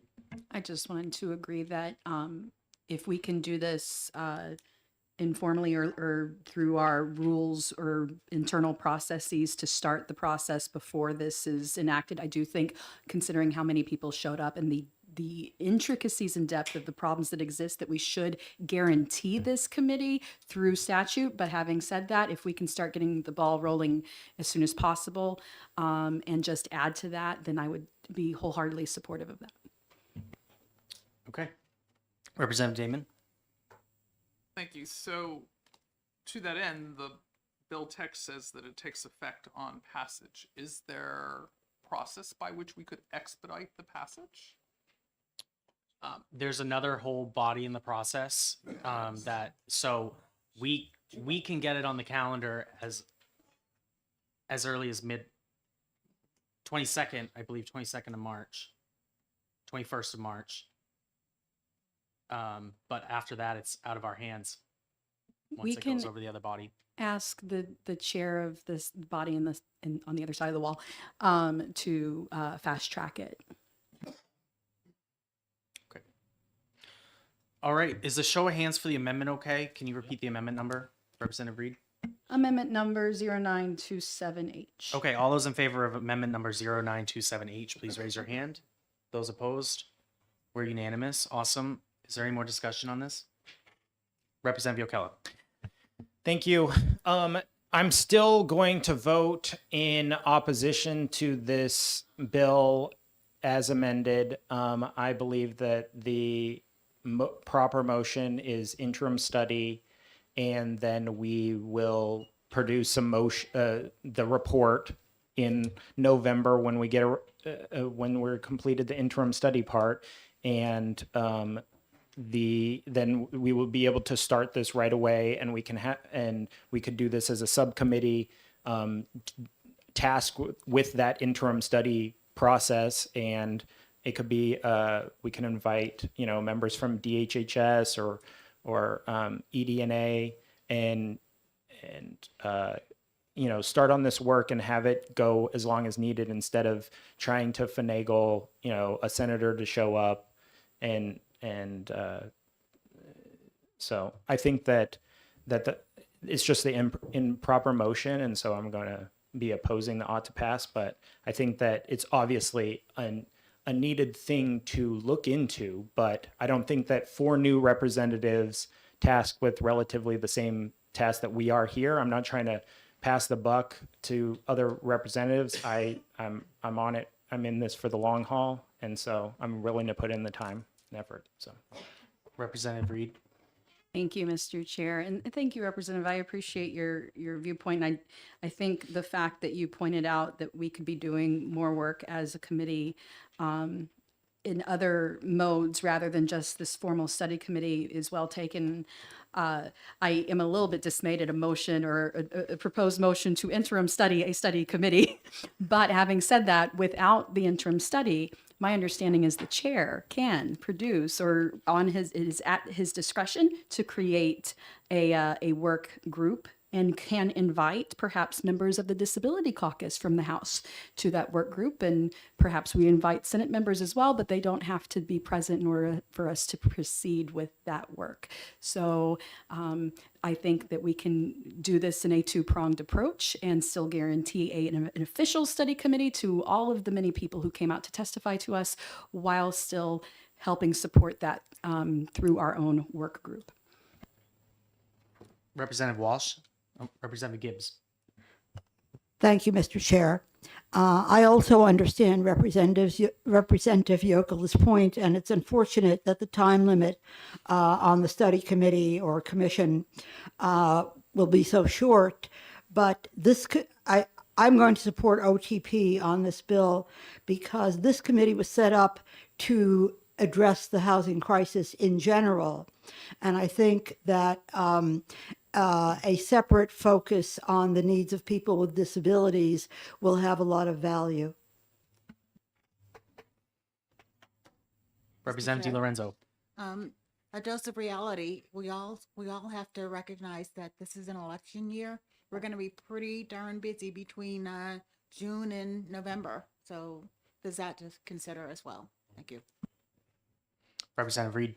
I forgot to mention a piece of the amendment, and it does mandate, and I did the math on after this would be theoretically signed in June to the reporting deadline in November.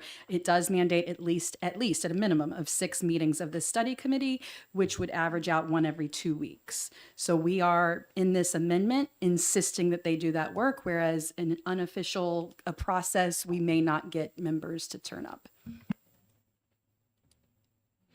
Okay. If there's no more discussion, seeing none, clerk will call the roll. On the motion of ought to pass as amended on House Bill 1168, Vice Chairman Baroudi. Yes. Representative McConkey. Aye. Representative Walsh. Yes. Yes. Clerk votes yes. Representative Yokela. no. Representative DiLorenzo. Yes. Representative Reed.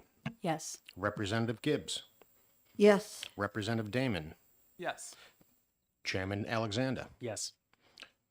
9-1, motion passes. Move consent. Is there objection to this going on consent? Seeing no objection, this will go on consent. Okay, next up, I'd like to move to. All right, I'll set this. Are we still waiting on? We're still waiting on amendments for 2 of our bills. I just want to check with Representative Wallace and Representative Damon. Okay. Okay, the next I'd like to move to HB 1400. So I'll open up the executive session, HB 1400, relative to maximum number of residential parking spaces. I move ought to pass. Okay.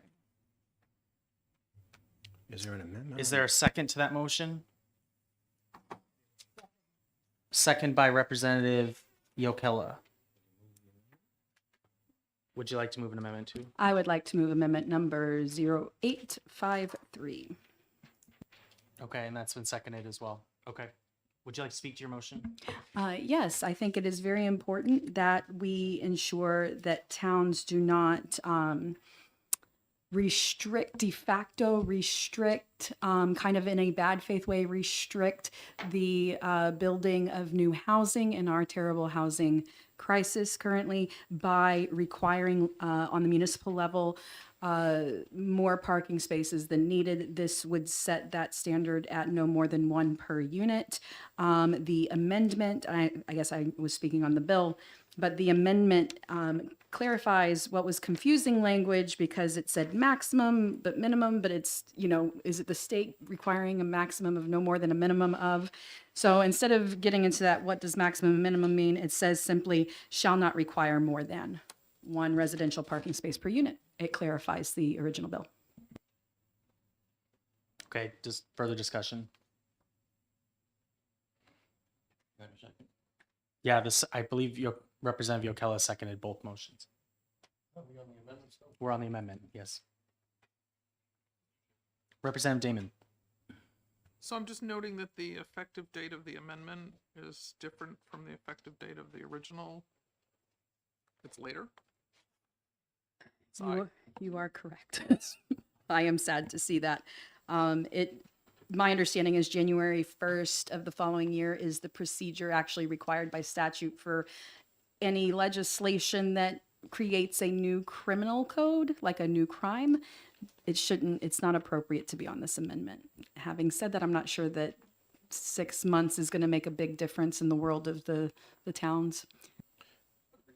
Yeah, it's got to do with publishing of the zoning ordinances and whatnot. We'll give the towns time to adjust. Any comments? Representative Baroudi. Thank you, Mr. Chairman. Being from Manchester, there's a lot of units in Manchester, and some buildings don't even have one parking space per unit. So the cities can get around it. I was a president of a condo association where we had one parking space per unit, and there was 36 units in the building, and we only had 4 parking spaces designed for visitors out of the 36 units. So parking in the residential area is, people find a way to do it. You get restrictions on parking more in the commercial end, like the restaurants and things, designated a lot of parking, but residential units, I don't think we need it. One's adequate. Representative Walsh. Yeah, thanks, Mr. Chair. And I do agree with what this bill is trying to do. I agree that municipalities shouldn't be using parking as a way to deter development. But I have a fear of some of the problems that a one-size-fits-all like this can create.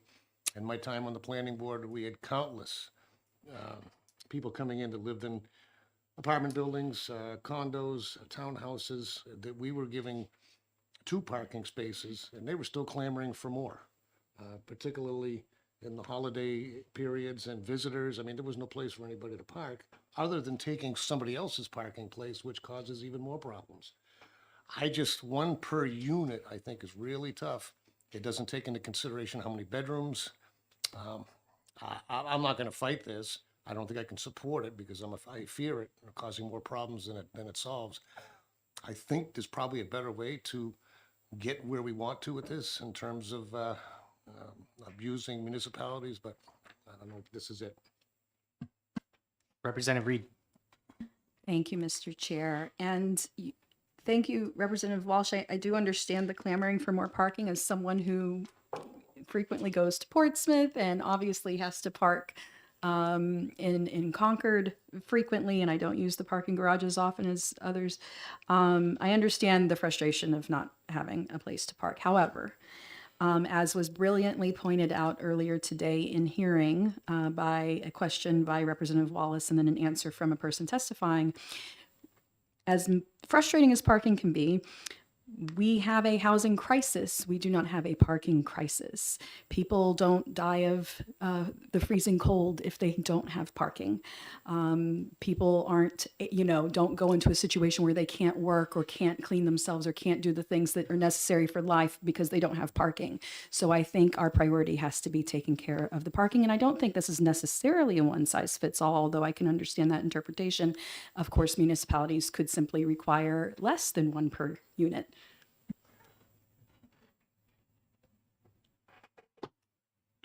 Representative Yokela. Thank you. I definitely do. I kind of agree with Representative Reed. However, I wouldn't have used those those words. I believe that that the kind of development process of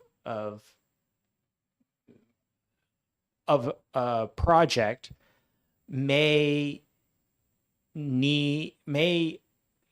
address the needs of the people that it's trying to target, right? If you might be targeting someone right next to right on the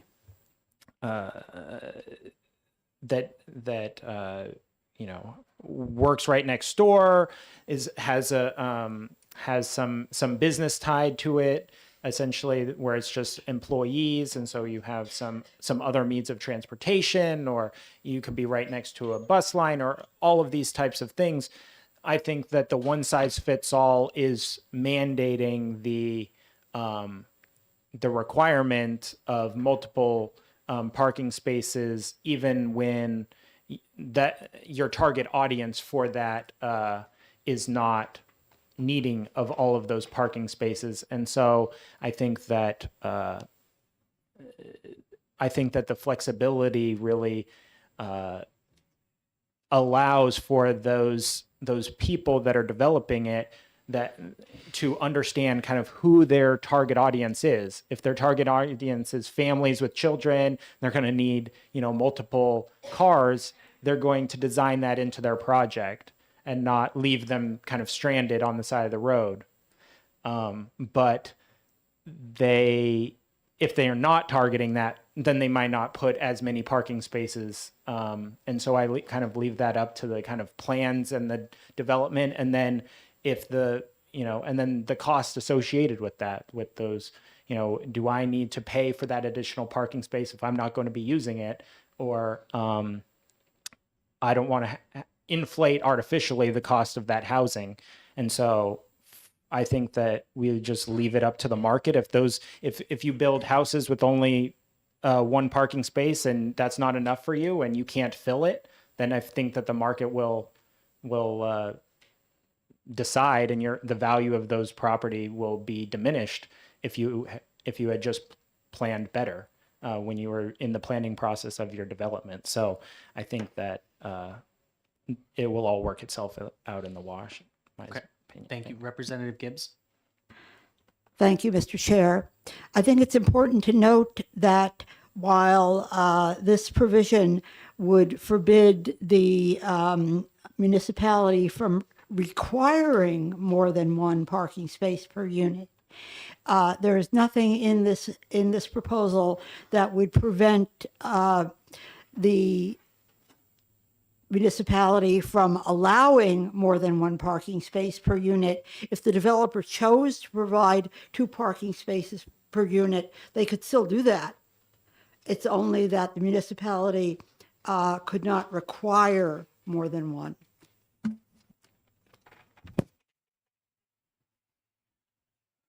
Representative Walsh.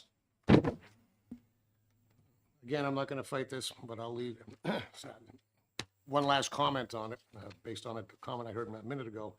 Solutions to our housing crisis does not mean the end result has to be, I don't know, flawed development. Again, there's nothing that stops a municipality from putting an ordinance in that says they only need one themselves now. I'll leave it at that. Representative Baruti. Thank you, Mr. Chairman. I think the word was used, housing crisis. We have a housing shortage. I think people would rather have a roof over their head than an extra parking space. I consider, my opinion is one parking space is the dimension of what a bedroom can be. I think the market is very smart. I think the market can adjust. I think developers are going to build what the needs of the community are. Otherwise, nobody's going to go and live in that place. So I believe strongly that if there is a need for more parking, if there's a need for visitor spots, if there's a need for 3 parking spaces per unit, the developer is going to build it. I think the market's a very powerful thing. I will also say that when we I lost my train of thought. I think the market's a very powerful thing. I think that we're going to adjust out of this, and one parking space is completely reasonable. I think sometimes municipalities, this is what I was going to say. I think sometimes municipalities use parking as a way to deny a project merely because they do not want the project in their community. And I don't think that's fair. I think it is borderline discriminatory. I think we need to, as a state, claw some of that power back, because I think in some ways that happens. And we've heard that from developers. We've heard that from people that have come to testify. So I'm going to support this bill. I think it's a reasonable restriction. And I think it's it's helping to balance the power between the state and municipalities regarding parking. Mr. Chair? Representative DiLorenzo. Thank you, Mr. Chair. This brings to mind a development that we have in the town of Newmarket, the Newmarket Mills. There is no parking on site. There is a municipal lot where residents of the mill can park. And it's part of, I guess it's part of the lease to park there, but it's mixed with commercial, other commercial enterprises, and it works. So where there's a will, there's a way. Thank you. Representative Walsh and then Representative Reed. Yeah, last one on this. And that's my point about one size fits all.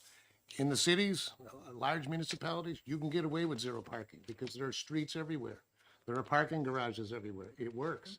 My issue in the history of the development that I've seen is in your more rural areas where we still want this type of development, where there are no roads. They've got their driveway or they're walking a half a mile to the local road. We're looking at apples versus oranges and trying to say that you can only do this one per unit in two things that aren't similar. That's my only point. And I would like to come to some language that would solve the municipalities that abuse, but I don't think this is it. Representative Reed. Thank you. The chair kind of well said the comments I had earlier, which is what I heard Representative Yokela saying, and eventually got to the word market. The free market can fix this.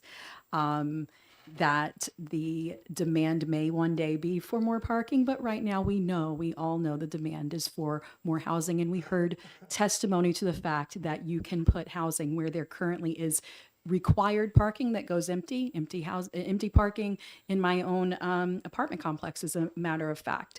To the point about Newmarket, since Representative DiLorenzo and I share a hometown, Newmarket is not a city. It does not have a parking garage.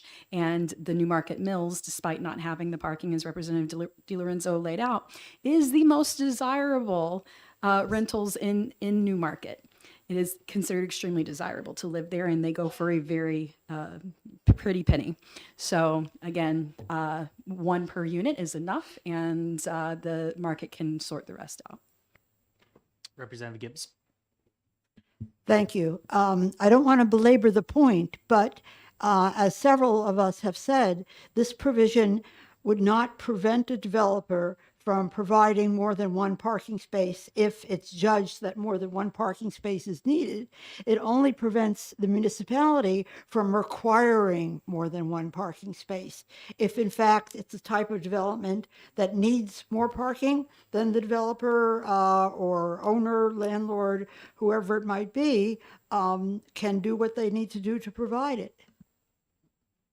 Representative Walsh. Thank you, Mr. Chair. The market can't solve the problem if it's already built and it doesn't work. Thank you. Representative Damon. I just want to note that vehicles that require full-size parking spaces are not the only mode of transit that people might use. And while it frankly didn't occur to me in a timely manner, I wish we had a statement about at least encouraging bicycle storage, smaller vehicles, pedestrian walkways, etc. And I just need to put that out there in the universe. Motorcycles, thank you, all of which take much less space than cars. Representative McConkey. Mr. Chairman, can we move the question? We can't move the question, but I think we're finished up. Okay, so all those in favor of the amendment, I'm going to make sure I get it right. 0853H. Amendment number 0853H, please raise your hand. All those opposed? Okay, that's unanimous. Is there any more discussion on the bill? Seeing none, I'm going to have the clerk call the roll. On the question of ought to pass as amended on House Bill 1400, Vice Chair Baroudi, Yes. Representative McConkey, Aye. Representative Walsh. No. Clerk votes yes. Representative Yokella, Yes. Representative DiLorenzo, Yes. Representative Reed, Yes. Representative Gibbs, Yes. Representative Damon, Yes. Chairman Alexander. Yes. Motion passes 9-1. Move consent. Is there any objection to this going on consent? Will there be a minority report? Will there be a minority report? There's no minority report on consent calendar. Oh, wonderful. Okay. Yes. Yeah, it's true. Yeah. If there's a debate. Okay. All right.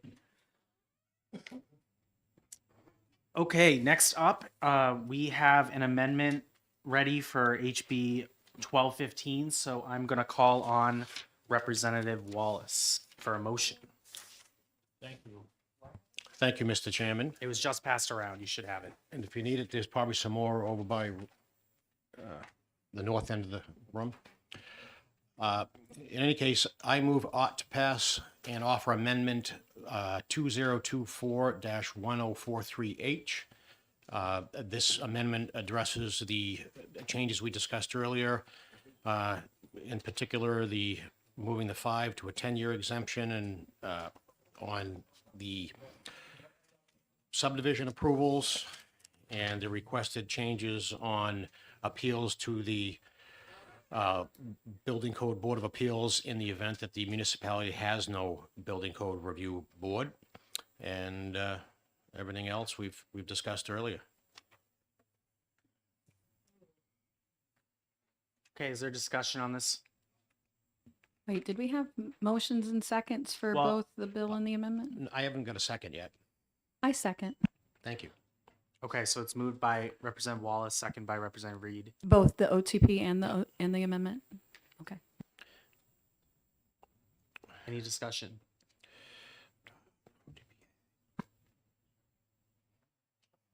On the amendment? Seeing no discussion on the amendment, can I see a show of hands? All those in favor of the amendment, please raise your hand. Those opposed? Okay, so that's unanimous.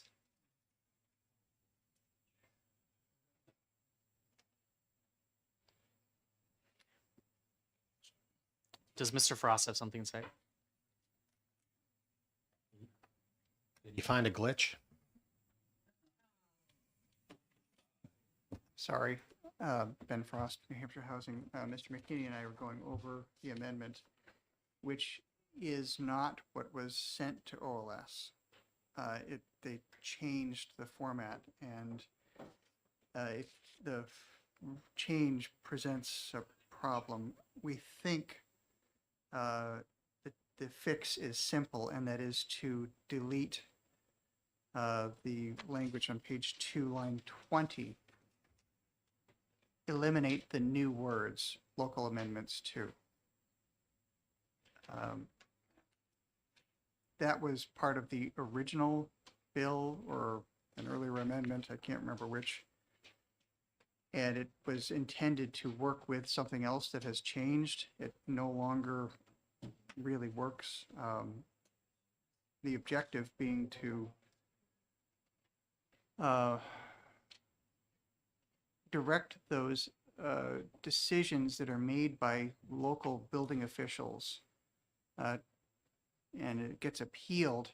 If there's not a local building code board of appeals, then send it straight to the state building code review board, because in the absence of a local building code board of appeals, typically the zoning board of adjustment serves as the local building code board of appeals, and they do not have the expertise to be making decisions on appeals of building code decisions. The state board certainly does. Specialized local bodies that properly established as the building code board of appeals do typically have that expertise, but the ZBA sitting as the BCBA do not. Representative Reed. Thank you, Mr. Chair. Thank you, Mr. Frost, once again. Understanding that we already will be meeting next Friday, I would withdraw my second if the person moving would withdraw his motion, and if the chair was willing to recess it with the idea of preparing another and correct amendment for next Friday. Yes. So I'm gonna go ahead and recess this public hearing until next week, and I'm sorry, exec Exec session. session. We'll go ahead and put this up with the other two bills that I have planned for next Friday. Okay. So the last. Yes, I plan on for next week having House Bill 1291 and House Bill 1399 to be discussed in executive session. So the last bill that I'm hoping to get out of committee today is House Bill 1065. So is there an update from OLS? Do we need to recess 10 minutes or so, or? All right, let's take a 10-minute break, and we'll be back at 2:15.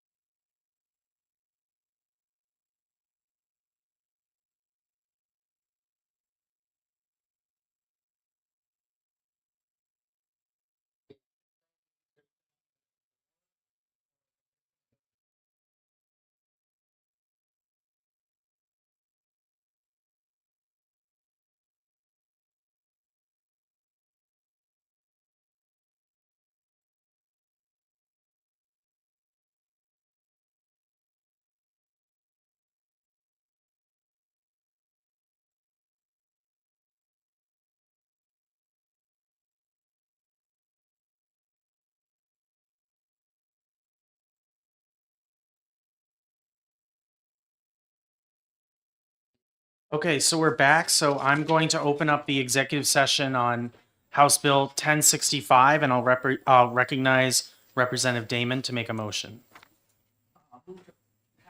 Just turn on the mic. I move to pass House Bill 1065. Is there a second? I second. Representative Reed seconds. You move an amendment.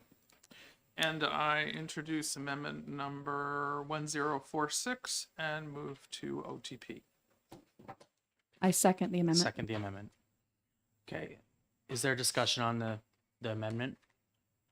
So I'm just going to acknowledge, as pointed out by Representative Yokella, that lines 8 through 10 are redundant, but they are not contradictory or in any way changing the meaning. They're actually just repeating what is in the previous sentence. I would like the amendment to go forward, and if it's of concern, we'll ask the Senate to remove that sentence. I concur Representative with, Reed. sorry, I concur with Representative Damon's point of view. I understand the irritation of it being redundant, but I think that it's still good language and it's upon us to pass good language. Okay. Is there other discussion on this amendment? Seeing none, all those in favor of amendment number 1046H, please raise your hand. All those opposed? That was in favor, right? Okay. All right, we're unanimous on that. Okay, so any discussion on the underlying bill as amended? Yep, the amendment number is 1046H. 1065. Yep, regarding fire sprinklers. So I think this is an important bill.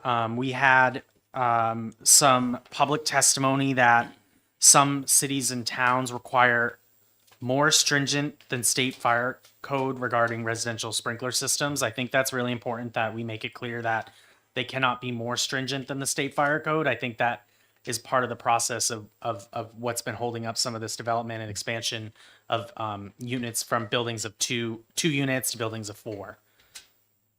Representative Reed.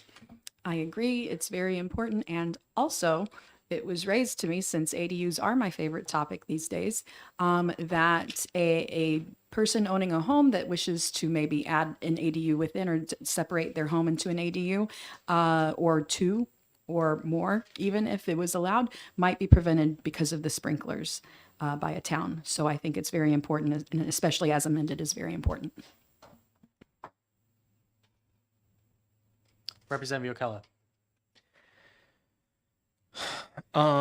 Thank you, Mr. Chair. I am not a super big fan of the language in the first paragraph. I think that for existing buildings or existing buildings with no more than 4 dwelling units, and then I think that after purposes, it should just be a period. I understand that it's not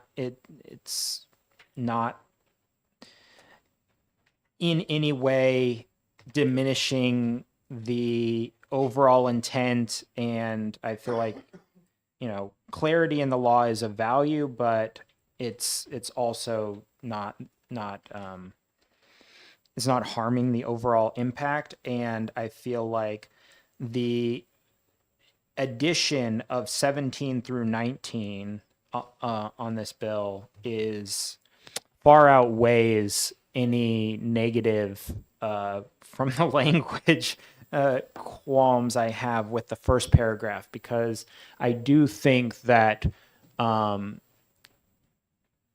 I am aware of at least one person that was one person I knew that was considering having a 2-unit structure converted into a 3-unit structure for renting, and was specifically disheartened that they would need to do the sprinklers and so the project just never got anywhere close to off the ground because of that immense expense. And so, one less unit because of this, and or one or two less units because of this that I am directly aware of from someone that's providing housing in the state right now. And that is, a big deal. And I'm glad that the state is taking some action on that. And I do worry that even though someone in the testimony in this testimony on this bill said that municipalities won't be making these ordinances because it's in the nitty gritty, we have evidence that they do. And I don't agree that they, have more experts at the local municipality than we have access to at the state level as far as health and safety is concerned. And so, for that reason, I think they're kind of out of their depth if they go into this and say like, no, we know better than you as far as sprinklers. And so, for that reason, I'm going to be supporting this amendment. Representative Gibbs. Thank you. I just wanted to say that I find the language in the amendment to be comprehensible, and it does something that I think will be important for increase in units, which we obviously need. And for those reasons, I do support it. Representative Walsh. Thank you, Mr. Chair. I'm going to support this. And I may have missed the hearing on this because I've been unfortunately double booked. The authority having jurisdiction, AHJ as it's called, is a separate section of the code. So in spite of this language, is there anything that's going to stop an AHJ from doing what he wants regardless? What's AHDA? Just a question to throw out there. Again, I've gone down this road before, and as long as the AHJ is part of the fire code, anything we pass is very difficult to actually adopt. So we'll give it a shot. Wish us well. Representative Damon. Thank you. Two things. I'm sorry, I'm not familiar with the acronym. What are you referring to, Representative Walsh? It's in the NFPA 1. It's called the authority having jurisdiction, which is basically the chief or designee in every municipality. AHJ. I'm sorry, I did not articulate it And the way correctly. it's described is, they basically have sole authority to, based on individual circumstances, have the final word. Representative Damon, go ahead. The other thing I wanted to do is just put into the record a appreciation to the State Fire Marshal and the Building Code Review Board for their considerable assistance as we worked through this. Representative McConkey. Thank you, Mr. Chairman. With the addition of the of no more than in a structure, I believe is what we added on there. This is landmark. This is something new to have the fire marshal and codes people to say, let's give this a try. This is fabulous. You have no idea how much this will add to you. I'm in full support. I love this. Okay. Any other discussion? Seeing none, I'm going to have the clerk call the roll. The motion was ought to pass as amended by Representative Damon with amendment number 1046H. Vice Chairman Baroudi. Yes. Representative McConkey. Aye. Representative Walsh. Yes. Clerk votes yes. Representative Yokella. Yes. Representative DiLorenzo. Yes. Representative Reed. Yes. Representative Gibbs. Yes. Representative Damon. Yes. Chairman Alexander. Yes. Unanimous 10-0. Okay. Is there any objection to Consent. this going on consent? Wonderful. So that will go on consent. Are there any other? We have as a committee, we technically have 4 bills left. There's one Senate bill that we've received that I plan on hearing after crossover. There's other chairmen on the committee that have advised me that that's probably the right thing to do, so we don't have redundant meeting dates. And then the other 3 is the one by Representative Wallace, HB 1215, which we're going to get an amendment on. And then we have HB 1291, which we've put a lot of discussion in. I want to give everybody enough time to digest that. And then HB 1399, there's an amendment that Representative McWilliams passed around to the committee today that I'd like everybody to take a look at and be prepared to discuss next Friday during our work session. So I'm going to notice a work session next Friday starting at 10 and then an executive session to follow that. And that hopefully will be the last day that we'll get all the bills out of our committee. Representative Walsh. Yeah, thank you, Mr. Chair. Yeah, when I suggested maybe waiting till after crossover, that was with the assumption we were done all our business. But seeing as how we are coming here anyway for other bills, if you wanted to roll the dice and do the Senate bill as well, we may not get anything after crossover. So just something for you to think about. Okay. The only reason I hold usually until crossover is if I get 8 bills from the Senate before I hear them and exec them, and then after crossover, they give me one more.